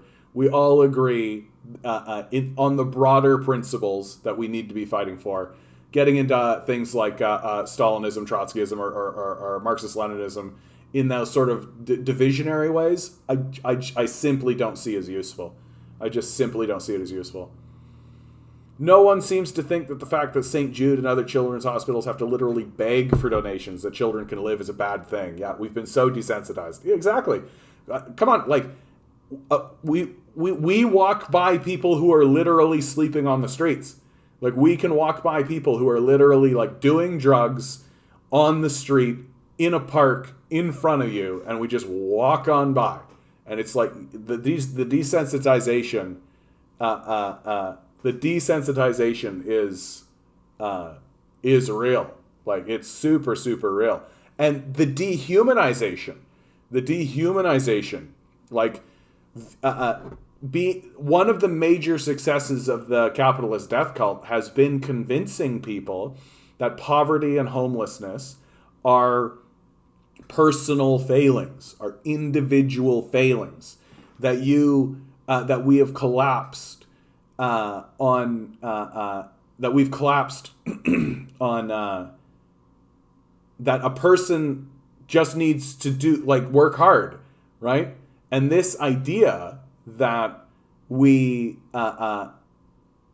abandon people on this principle of individualism, this idea that we're abandoning people because, oh, well, they just needed to work harder, right? Pull themselves up. This denial of societal responsibility, this denial of the role of government, this denial of all of this allows us to walk by these self-inflicted atrocities, allows us to walk by the inevitable atrocities that crop up from a system that's designed to generate them, because we all are stuck in an ideological death cult that says, if you face hardship, it's your fault. You deserved it. You must have done something wrong. And of course, they say this while clutching onto a Bible that tells them to do the exact opposite. I actually don't find that the disagreements that crop up between Stalinists and Trotskyists, especially like in the new generation, are that critical. Like I think there's a lot of poking of fun, but I don't see the heavy divisiveness. Where I see major divisiveness, major divisiveness is between what the Maoists and the Dangists, right? That the Chinese socialist sort of stuff sees a lot of division, and then also I see a big dividing line between communists and anarchists. That there are which is funny because I actually work with people who just describe themselves as anarchists, and so I constantly keep my eye on that because I know that as this movement grows, and as the hardworking people who are really putting themselves out there and who are really doing the work begin to gather more support, our enemies are going to do everything they can to drive wedges between us and drive wedges between the movement and fracture and splinter the movement before it can even start, before it can really even gain any power. We know that this is going to happen. Like it's really obvious, and that's why I really try to chill out on like, oh, you call yourself a Maoist, you call yourself a Dengist, you call yourself a Stalinist, you call yourself a Trotskyist. Like I get a little bit concerned that some of that conversation is not happening in good faith. That some of that conversation is happening because there are people who are actively doing it in order to draw dividing lines and tear us apart, when we simply don't need to. Like, all of those guys are dead, right? Like, Stalin and Trotsky and Mao. I mean, I believe Mao is dead. These guys are all dead, like, or they're super fucking old. Like, why are we destroying ourselves over dividing lines that exist in other nations' attempts towards socialism and communism, when we should be focusing on our own attempts at socialism and communism, and that we shouldn't allow philosophical differences. Mao lives forever in our hearts, are in heaven. Yeah, co-opting, exactly. Co-opting. If they can co-opt it and funnel it away, like they are for sure, the capitalists are for sure going to sell us anti-capitalist t-shirts and shit. They're for sure going to sell us like on this idea, just like they did with the Green Movement, right? We watched them co-opt the Green Movement and sell it back to us, right? We watched that happen. We watched it happen. So it's I always caution people, like whenever anybody brings up Stalinism or Trotskyism or any of this kind of stuff, I simply let it slide, and I always recommend to everyone else to do the same. Because the people who are strongly one way or another on that kind of thing have their reasons, and who knows, maybe they're very good reasons, right? But those reasons I don't think are enough, and should never be enough, to derail the movement and create a fracture where one group goes one way and the other goes another. I think that that's an enormous loss and a major victory for neoliberal capitalism, and I hope I never see it. I'm desperately concerned that I will, because we are leftists and we do have a history of it, and our enemies have a history of being successful at doing it. And so, but I hope I never see it, and I hope that I can be instrumental with a message of unity and focus on who our enemies are, to remain strong against neoliberal capitalism, even with people who we may have disagreements with along philosophical or ideological lines. The major crisis that's going on in especially American culture, but it's here in America as well, is that we simply cannot disagree with one another.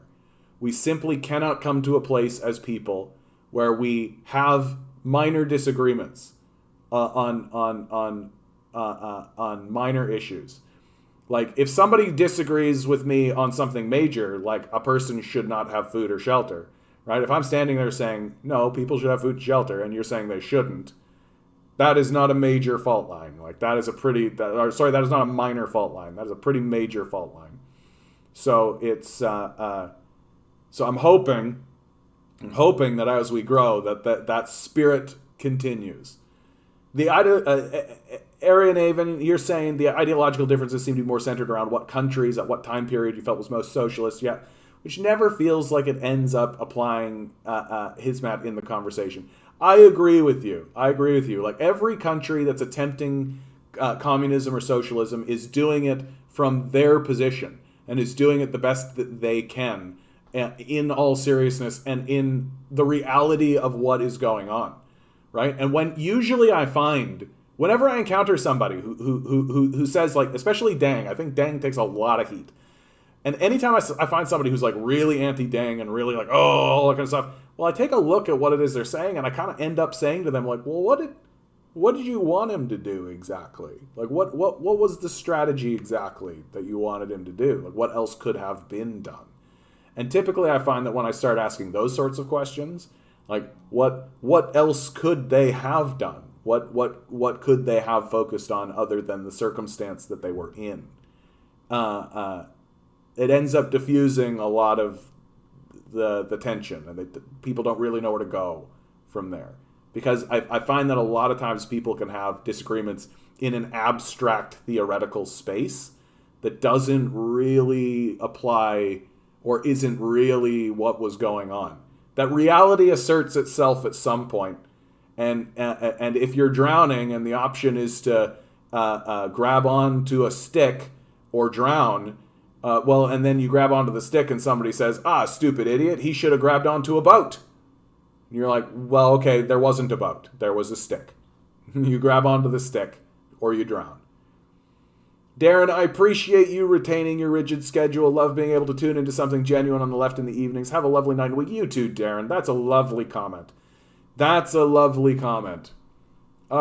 made the whole thing worth it, dude.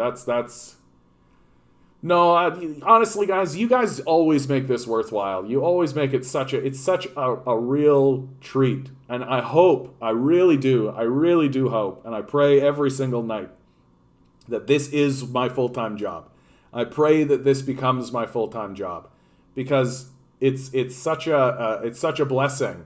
Honestly, I know people who have attempted or who have done what I am attempting to do with a YouTube channel or something like that, and have done live streams where it's been nobody. They've done a 3-hour live stream and there was no one there. It was just, this is their schedule, they're sticking to it, and there's no one there, and it's never happened to me. There's always been people in the chat, there's always been interest, there's always been somebody to say goodnight to. And you have no idea how much I treasure that. I treasure that more than anything else, because I consider myself enormously blessed that I never say goodnight to nobody. Yeah. Bumble Guppy, I don't want to understand. I want to be mad at Dang. Yeah. Dang. Shibi.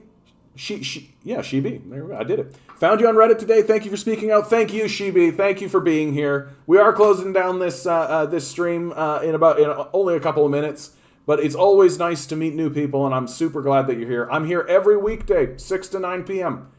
Hit the notification button, right? I can poke you from the digital space. Aaron Avian, as long as you understand socialism is a revolution of the working class, not reform. Exactly. What anti-imperialism means, and that communism is the fully realized, stateless, classless, moneyless, etc. Yeah.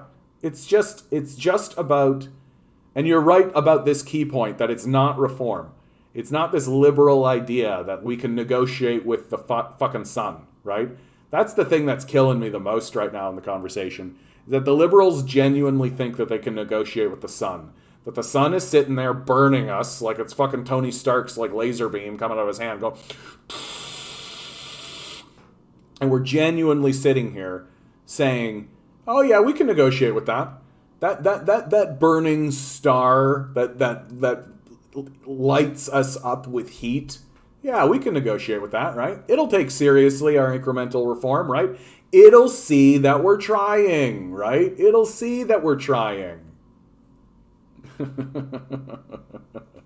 Okay, guys, it is 9 o'clock. Each and every one of you is beautiful. Each and every one of you you are all divine beings living in a divine energy. These capitalists spend hundreds of billions of dollars to convince you that anything else is going on so that they can sell you the solution to the problem they're creating.